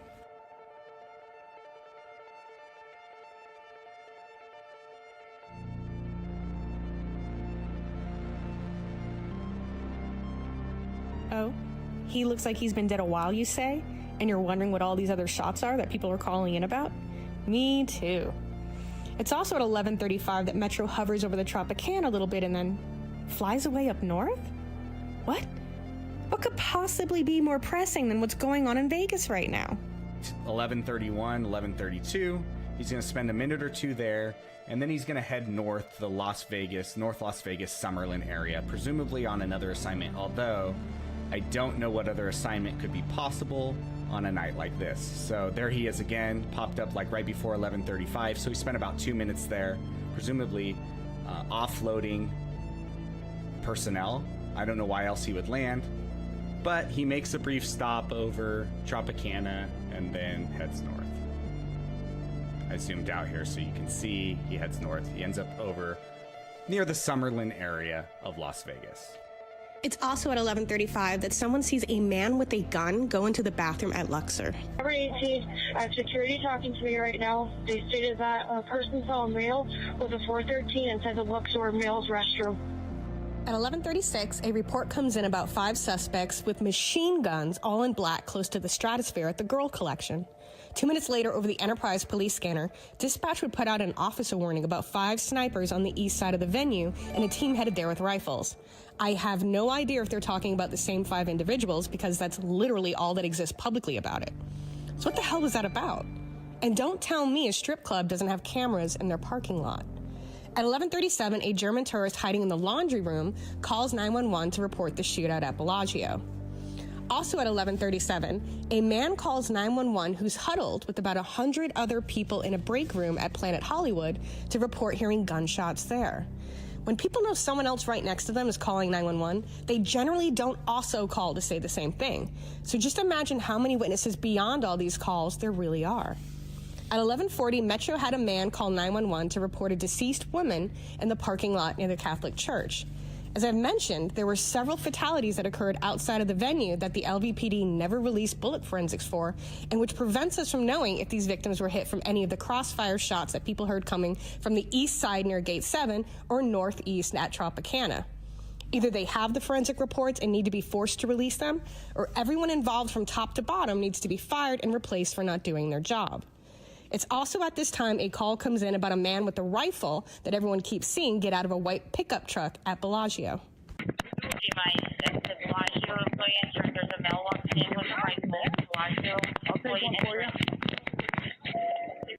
Thanks to active listeners to the police scanner that night, the gunman's license plate was transcribed and recorded as 444XLM. So law enforcement at the least knows whose truck this is. So where's the report for that investigation? Doesn't the public deserve to know who that man is? A minute later, a woman calls about people running into Harris, saying there's a shooting outside there. People call not only about hearing gunshots, but seeing the shooter. At 11:43, it's discussed that the officers who breached Paddock's room leave to assist with all the other calls coming in on the strip. After K-9 Officer Bitsko turns his body cam off, it's the last time we ever see inside Paddock's room for the rest of the night. It's also at 11:43, a man calls saying he heard multiple shots in the distance from his room in one of MGM Grand's towers. At the exact same time, a couple calls 911 about hearing shots fired at Caesars, and a man sheltering outside at the Mirage with people calls 911 to report gunshots there. The Mirage is right next to Caesars. At 11:47 is when Flamingo Security calls 911 about hearing shots fired in their back parking lot and someone returning a gun to officers near Valet. If you're keeping track, That's now 2 guns found on the street turned in by civilians. 3820, and also just so you know, when we had got before the shots fired, we did have a guest who brought a gun to officers out near Valet. So it was a gun found also near the Valet entrance.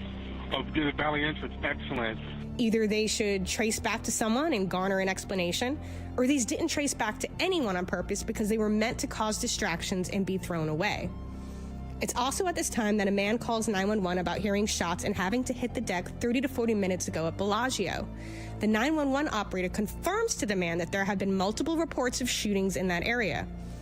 Why does Sheriff Lombardo want everyone to think this entire town just imagined all this? There. You can see all the cops right here.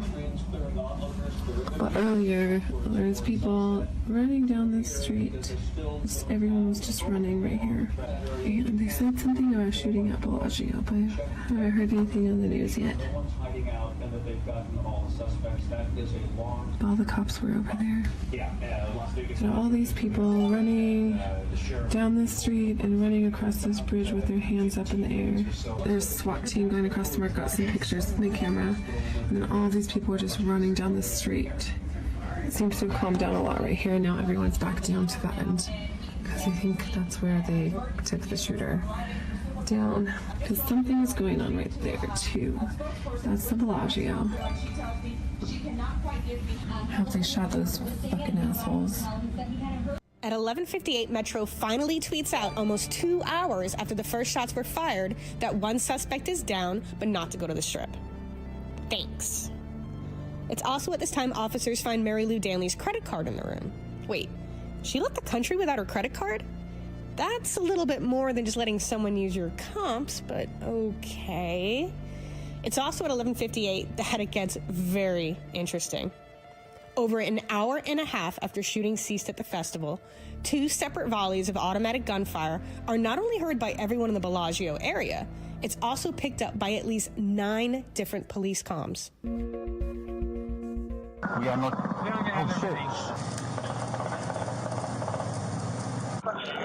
Bellagio, PDR, a lot of shots being fired.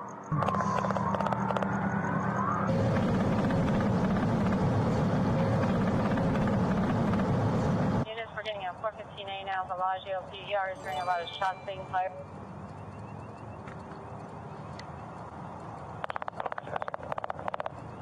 Yeah. When they breached, they said one SWAT shot him. We're getting an A now, Bellagio, PDR is hearing a lot of shots being fired. That's a shot. That's a shot.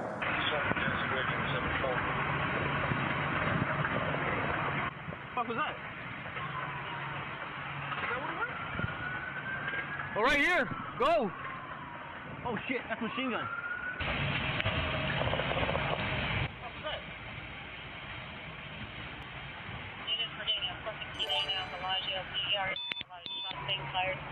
Is that what it was? Right here. Go. Oh, shit. That's machine gun. That's machine gun fire. We're getting a 415A now, Bellagio, PDR is hearing a lot of shots being fired.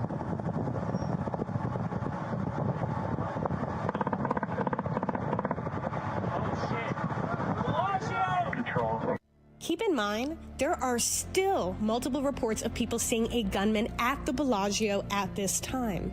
I guess now we know why Lombardo fought so hard to keep that body cam footage from being released. At 12:11 in the morning, a woman calls frustrated that her husband has been sheltering at the Mirage because he heard shots fired there earlier, but that the casino's management is denying having any knowledge of a shooting there at all. The 911 operator confirms to the woman that there were indeed reports about shots being fired at the Mirage. Why is hotel security calling in to lie about things after the fact, especially when many of the initial calls were made by their own employees? At 12:12, an officer gets a report of a white male wearing a black t-shirt going into clubs and clearing them out with a gun. All the manpower and surveillance in the city really couldn't track this guy down. At 12:14, reports of a possible suspect on the 4th floor of Mandalay Bay comes in. At 12:20, reports come in of gunshot victims at Reno and Giles. It's been 2 hours since the shooting at the festival ended, and they're just finding these people now? And then there's a report of one in custody at the Motel 6 where people had called in about suspicious individuals there earlier. And that's about all I can find out about that situation. At 12:21, a woman calls 911 stating a friend who is an armed security guard at Harris just had an active shooter run through his shit. A few minutes later, a man would call in about hearing a gunshot go off there. At 12:23, things escalate from suspect to an active shooter situation somehow on the 4th floor of Mandalay Bay. Is there a reason Mandalay Bay wasn't forced to hand over all their footage from that night? At 12:31 a.m., Metro tweets out that they do not believe there are any more shooters. Really? A minute after claiming there were no more shooters, an officer requests a strike team to assist with apprehending a suspect on the east side of the venue. I'm certainly glad patrol officers didn't just give up looking at any point of the night. It's very clear at this moment that Lombardo obviously knew there were still other possible suspects, but knowingly chose to mislead the public anyway. At 12:35, Valley Security detains a suspect who claimed he was involved. Was he part of the people causing distractions? Where's the report on this? I don't care if he's crazy as hell. I want to know what this guy has to say. At 12:46, more reports of shots roll in from New York again. At 1 a.m., Metro reports the suspect's name is Stephen Paddock, even though his ID has been laying on the counter this whole time according to their own crime scene photos. And why, when they have his photo ID, do they insist on using this useless picture all over the news? Did they not want people to recognize him and offer up more info for some reason? We later find out that this is also when it's discovered that there were 3 other female suspects registered to that room and set to check out the next day. A fact that was kept hidden from the public and never, ever, ever explained. Everything is redacted except their first names, Joanna, Lori, and Katie, on the scanner. Are they accomplices? Are they witnesses? Even if they're just hookers, wouldn't you like to know what they have to say about all this? I can think of no good reason that the FBI would choose to protect the people staying in Paddock's room for one of the largest mass shootings in America unless they're hiding their own screw-up or protecting their own people. It is absolutely inexcusable that this much information has been kept from the public over a mass shooting they want us to believe there was no motive for, and in which we're supposed to just live in fear forever and give up all our rights for. At 1:04, the bomb squad finally clears a suspect vehicle at Luxor. It turns out it was just one of those weird electronic self-driving cars. At 1:25 a.m., a man calls 911 about seeing 2 men dressed like military contractors firing off rounds down at the Delano. We were standing in the bar area, in the base of the bottom of the Delano, the casino level of the Delano, and I saw 2 gunmen with looked like AR-15 type rifles come around the corner of the hallway, and they positioned themselves in a tactical manner with their rifles pointing down the hallway. At that point, I moved away from the hallway so I wouldn't be shot at or shot. And then as soon as I moved, shots were fired, multiple rounds, probably 5 to 10 rounds at a minimum. And then moved to ran to the elevator and took the elevator up. At 1:32 a.m., a woman contacts police about catching a shooter on video. So, where's this video? Was it scrubbed off the internet like all the other ones I can't find anymore? Where are all the surveillance videos from casinos that night? You mean to tell me there's no camera on Delano's roof or Tropicana's roof? No, we're just limited to what we can scrape together from the body cam footage we forced out of Metro and citizens' cell phones that they were nice enough to post? At 3:49 in the morning, officers recover a casing in the bathroom at Paris. Want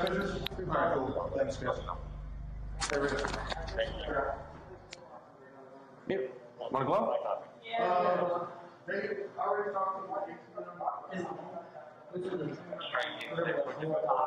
Yeah, it's a gold dot spear, yeah. I'm fairly confident that's ours. I don't think he was using 223. As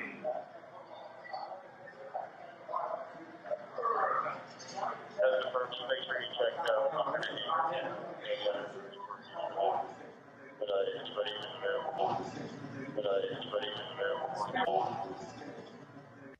Considering people also saw a man with a gun go into Luxor's bathroom, is this maybe where the distraction shooters were going in to change? Is that how a casing could fall out on the floor? And if so, where's the videos of people entering and exiting both those bathrooms for the night? This is the most insulting excuse of an investigation this country has ever seen. It's sometime during the night of the shooting that citizen journalist Shepard Ambulis noticed that the public access Earth Cam facing Bellagio had 2 hours of its imagery scrubbed from the website.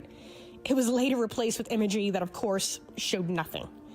On the morning of October 2nd, thousands of people woke up to the confusion of a complete media blackout of anything that happened outside of the festival grounds.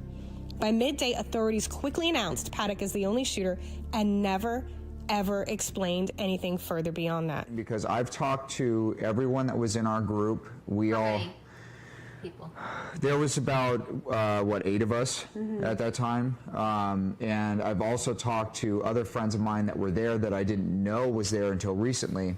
And everyone that was on the ground that I've spoken to, we all know what we heard. And there's a difference between an echo and different firepower. The thing that went on last night, I said to the girl, and with all the gunshots and stuff, I said, are you guys discounting rooms? How are you handling this? And she looked right at us and she said, there was no gunfire outside the Bellagio Hotel last night. And I looked and I was like, really? Okay, well, let me show you the video from where we were all blocked off and security and what I was, and I didn't even have to show it to them.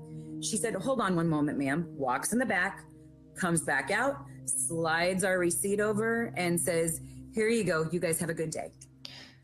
And the receipt had 0 goose eggs. I did not see one news truck. I did not see one CNN, one ABC, one nobody. No Fox, no nobody.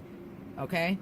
They weren't asking us anything. It's everybody else who wasn't there armchair guessing what's going on because it's obvious that they're being lied to. But they don't even know to the extent to which they are being lied to. I'm here to tell you to the extent to which you are being lied to. Everything that we know that night didn't exist the next day. Everybody knows that they're lying. Everybody. We saw some pretty interesting things here, some things that warrant an explanation from the people that were in these helicopters. Why haven't the police asked these questions? Why are we still flying blind? And why doesn't the media care about evidence like this? If I'm wrong about any of the facts and details I've just laid out, don't just tell me I'm wrong. Debunk me, please. Show me the missing footage. Show me how these instances were resolved, because everything I'm looking at screams government cover-up. One that sadly only got worse as conflicting facts, statements, and videos poured in after the fact. For days after the event, testimony from witnesses and survivors would roll in, and almost none of them matched the lone wolf narrative from the 32nd floor. Witnesses recalled hearing multiple calibers from multiple directions, parallel shots from ground level, seeing people with guns that weren't dressed like policemen firing into the crowd. In one report from a victim struck in the arm, she stated after running out the back gate at the festival on the east side, she heard gunshots there, and people were saying there was a shooter at Hooters as well. So her and her sister ran back to the other side, only to be stuck in the middle of it. Someone eventually kicked down the gate to the airport to escape, where her and her sister hid in a trailer for the next 3.5 hours. As they hid, they could hear gunshots coming from all around them, the top, the side, and specifically from the direction of Reno Street near the Tropicana. In one redacted statement, a stagehand who's used to loud sounds said they thought the shooter had to be close by because the sound of the gunfire was so close it affected their hearing for the next few days. If you remember, in front of the stage is where several fatalities suffered perfectly parallel trajectories. Despite all the evidence and despite not even having any preliminary investigations done, Lombardo somehow officially announces that the shooting was the work of a single gunman only 3 hours after the tragedy occurred. And he doesn't care if you have unanswered questions. He's just not going to answer them. You know what causes trauma and inhibits closure is the suspicion that people are lying to you. Almost on cue, the mainstream media fell into lockstep and dropped the story completely after only 2 weeks. And then the fake fact-checkers came out in force to run defense for their manufactured lone shooter narrative. Not by actually debunking anything, but by simply declaring them to be false because Lombardo said so. I kid you not. The one where the Huffington Post debunks multiple shooters while their own interview witness claims that there were more than one is my favorite. Speaking of bullshit, these are the 3 separate timelines that Lombardo makes up. The first has Jesus Campos interrupting the shooter and saving the day, which is also Lombardo's excuse as to why his men were ordered to loiter in a hallway, doing nothing for over an hour for no reason. All three versions would claim that they were evacuating the other rooms on that floor, but we already know that's not completely true. The second timeline Lombardo makes up has Campos getting shot at 9:59, which MGM doesn't like because it makes them look like they didn't call it in fast enough. The third timeline, which Lombardo compromises on with MGM, has Campos getting shot right before the shooting begins, like that's why it started, like that makes any sense at all. Helicopters were already in place, so I doubt a random security guard would ever be the initial catalyst for an event like this. From everything I've looked at and people I've talked to that were there, Campos was shot somewhere during the middle of the shooting, which is why he heard drilling sounds. Also worth noting is that rounds came down the hallway not just at campus, but later when the engineers showed up about the door barricade. So clearly someone's watching the room service camera like a hawk while the shooting is commencing. I don't even think Jason Bourne could pull off the maneuvers Lombardo is claiming out of an out-of-shape 64-year-old man with zero military experience. Then the FBI instantly declared that there was no evidence it was an act of international terror, even though ISIS took credit for it immediately, claiming they had converted Paddock over their official channels, which, according to experts, they rarely do unless it's actually true. Now, there's no tangible evidence that Paddock suddenly became an angry Islamic terrorist overnight, but if he was working for the feds in an illegal gun sale to them, well, that just might be the cover story he'd be using and going for. On October 4th, and crumbling under public scrutiny and refusing to answer the public's questions, Lombardo feels the need to announce that there is no conspiracy between the FBI, LVPD, and the MGM. It's also on this day that a Mandalay Bay employee leaks a receipt from September 27th showing Paddock had dinner for two. 5 days after the shooting, with no answers being given to the public, YouTube starts banning videos that would allude to multiple shooters and an FBI cover-up. On October 9th, one of the most compelling and vocal witnesses against the lone gunman narrative, Kimberly Suckamel, dies unexpectedly in her sleep at 28. She had spoken publicly about seeing and hearing multiple shooters during the attack and had made it known on social media that she was organizing a survivors group so others like her could come forward with the truth. Here are some of the excerpts from her lengthy archive Facebook post. Bullets were coming from every direction. Behind us, in front of us, to the side of us. But I just know that there was someone chasing us. The further we got from the venue, the closer the gunfire got. I kept looking back, expecting to see the gunman, and I say men because there was more than one person, 100% more than one. The first place I remember getting to was a parking lot, and I told Cassie, we need to get under one of these trucks. She turned to me and started her way back to me, and that is when the gunfire got even closer than before. It was right there. It was within the parking lot. Everyone around us was panicking once again. The second place I remember going by was Hooters. We ran toward the entrance thinking we could take cover there, but as we got closer, a stampede of people ran out terrified. We could only conclude that there was another gunman inside of that hotel. At some point, we ended up at the airport. I had been watching the news nonstop since I arrived back home to my family, and it just doesn't make sense. The story they are feeding everyone doesn't add up to our eyewitness accounts. There are multiple people stating that there was a lady toward the beginning of the evening who had made her way to the stage warning people we were all going to die. Why has she not been mentioned by authorities? Every single survivor I have talked to also remembers multiple shooters, and at least one from the ground. Why aren't we being taken more seriously? Tons of things don't add up. On October 13th, Jesus Campos was scheduled to have 5 different media interviews to straighten out the ever-changing timelines Lombardo was manufacturing. But instead, he disappears without explanation to Mexico. 5 days later, Jesus Campos would reappear on the very unserious Ellen DeGeneres show, where she leads him through an extremely controlled narrative per orders of MGM, who feared he would crumple and reveal their liability if he were ever interviewed by real reporters. Ellen decided to announce firm that this would be the only interview he will ever give on the topic. I should mention that Ellen's show is sponsored by MGM through slot machines that apparently make her millions because, I don't know, I guess people just like really boring stuff. MGM slapped Campos with a gag order and paid him off in the form of 2 properties in Las Vegas, according to his own brother-in-law who he had lived with and confided in about the matter. MGM never explained why Campos was hired as a security guard without being licensed either.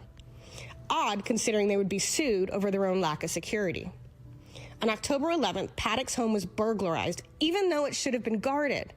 Reno police would blame an irresponsibly unlocked door and the wind. On October 21st, people started coming forward about how the FBI handed back laptops and cell phones from workers and concert-goers that were taken in as evidence and then given back wiped clean. Fake fact-checker sites like Snopes, who just got busted this year for plagiarism and not actually fact-checking anything, declared it to be unproven, not because they actually looked into it whatsoever, but because they deemed it unproven because it was based off unsourced Facebook posts, even though the claim itself was made by at least 2 locals from their personal accounts. On October 25th, Lombardo reveals the hard drive from Paddock's laptop went missing from the crime scene. Mainstream media wants you to believe Paddock removed it himself, but doesn't feel the need to explain where it went since he never left the room. On October 28th, Danny Contreras, another survivor of Route 91, was found shot dead in a vacant lot in Las Vegas. He had taken to social media the day after the shooting in a tweet that was reposted hundreds of times about being chased by 2 gunmen at the concert. The censor Nazis at Twitter felt the need to suspend his account for somehow violating terms of service from beyond the grave.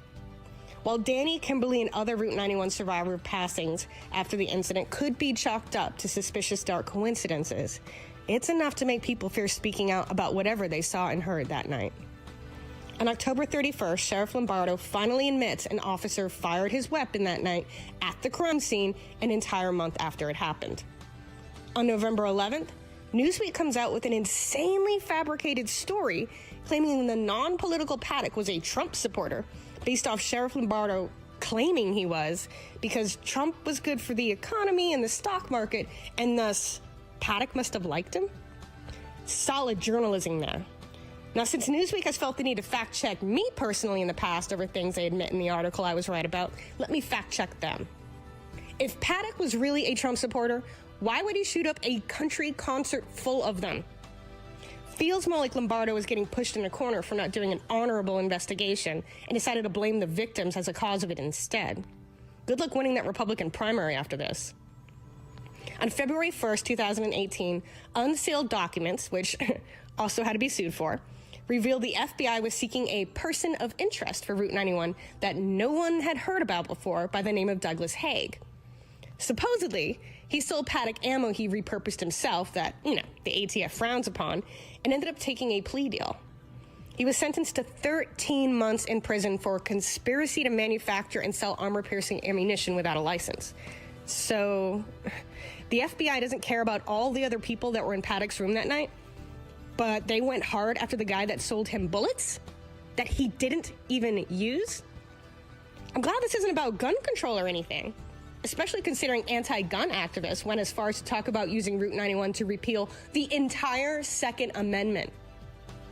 On May 2nd, 2018, Lombardo was court-ordered to release all the body cam footage from that night, although he dragged it on for over a year fighting it, taking it all the way to the Nevada Supreme Court. Now that you've seen it, I think you know why.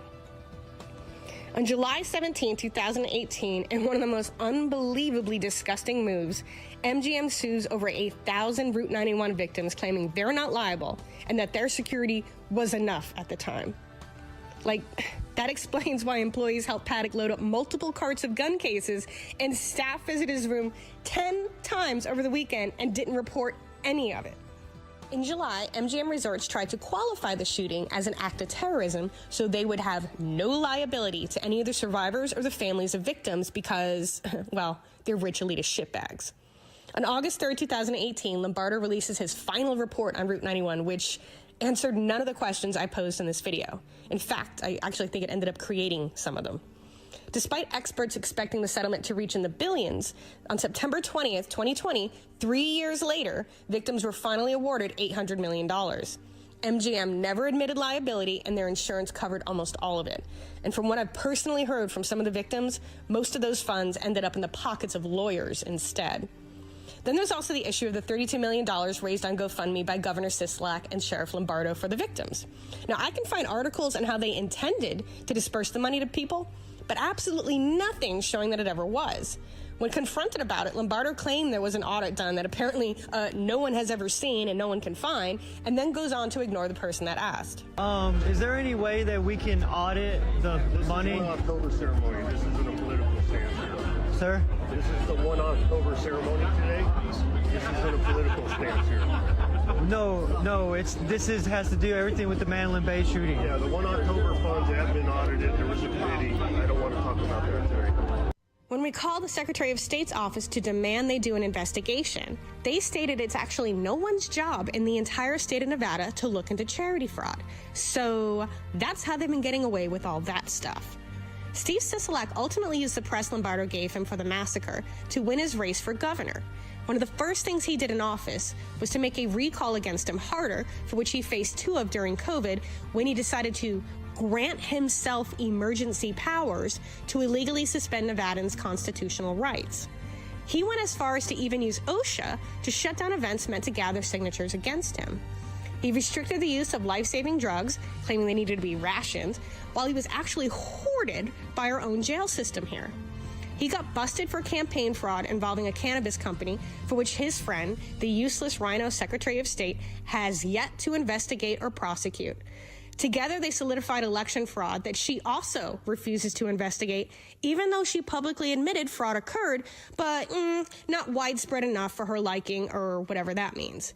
Yeah, maybe people being accused of committing election fraud shouldn't be the ones in charge of investigating it. Meanwhile, his wife is winning no-bid government contracts that she then awards to her clients, which conveniently include his campaign donors through her consulting firm. Recently, he was also cited for causing a car wreck, and though he appeared extremely impaired on video, LVPD did not give him a sobriety test like the innocent guy he hit, and even let his CCP handlers remove mystery items from his car before they took it.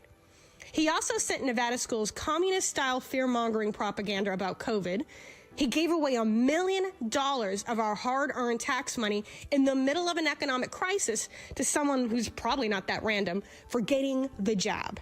He also legalized giving someone AIDS on purpose and held a racially segregated event. Sisolak is currently running for re-election, if you can believe it. Sensing that sinking ship and not being able to afford someone else coming in and blowing their giant cover-up, Sheriff Lombardo has now decided to run for governor against Sisolak as a Republican, because in order to keep corruption going in Nevada, you have to own both teams running. There seems to be more support against him than for. I mean, I'm Center of Kingdom Come, and I've been in permanent Facebook jail the last 4 years, and even I have 237,000 more supporters than him, and I'm not the one running for governor or paying for ads. Considering his refusal to uphold the Constitution, defend our rights, and the fact he helped cover up one of the largest mass shootings in history, we'll see if he's still running once people in Nevada know the full truth about him from this video. The judge that originally heard the case, the daughter of the VP of security for the MGM at the time, Jennifer Tagliani, is now the chairwoman of the Nevada Gaming Commission. You see, in Nevada, for some corrupt reason, it's the Gaming Commission that's in charge of verifying our riggable Dominion voting machines. So yes, the commission the governor is in charge of appointing is in charge of making sure him and his people aren't cheating elections, because that's not an unbelievable immoral conflict of interest or anything. Now that I've laid out all the facts they didn't want you to know about, this is the part where everyone's going to ask me, now that I've looked at everything, what do I think happened? I'd honestly prefer people come to their own conclusions, but I also understand I easily spent more time researching and putting this together than any other article I've ever written or anything I've even done for college. And for the record, history degrees are nothing but neurotically researching and writing about subjects using stupid amounts of references, but at least it comes in handy for something. And while Lombardo is satisfied with writing everything off that happened on the Strip that night, whether it was witnessed by thousands of people and caught on video as distractions that he doesn't think he needs to investigate, I think I can at least lay down a more reasonable and plausible premise for you than that. Disclaimer, it's called an opinion. If it seems as if I left something out, it's because I was able to debunk it, there wasn't enough evidence for my satisfaction, or it had been scrubbed from the internet and I could neither find it nor verify it. I am praying more people come forward after this so we can find the missing pieces, or at least harass and sue Lombardo and all these casinos into releasing the missing footage and reports that could solve all this. There are also a lot of things I know but can't prove in a manner I can use yet, so I'm just going to keep this very conservative and stick to the facts at hand. So, it couldn't be clearer that the FBI and the LVPD covered up the attack to protect whoever was really behind it. What we don't know is why. Now, I can't think of a reason for burying it so quickly and so blatantly unless our government played some part in it in a way they shouldn't have, and they just can't afford to have people to know what they've done. If they wanted to solve it, they easily could, but they clearly don't want to, and they definitely don't want to give people the tools like me to do so for themselves. Now, I don't know if people were shooting from helicopters. People sure seem to think so. I think they at least played a role in providing air support and possible drop-offs and extractions of other gunmen. Going off eyewitness accounts and bullet trajectories, I believe there were shooters triangulating the concert to maximize fatalities and attempting to hide their own fire within the burst of automatic fire from Mandalay Bay. The amount of headshots and parallel trajectories tells me there was likely a sniper shooting from the main stage area, like many heard and suspected, a shooter in the parking lot that multiple people saw and heard, and at least a team or two over by the Tropicana Catholic Church area, while shell casings and other casualties were found.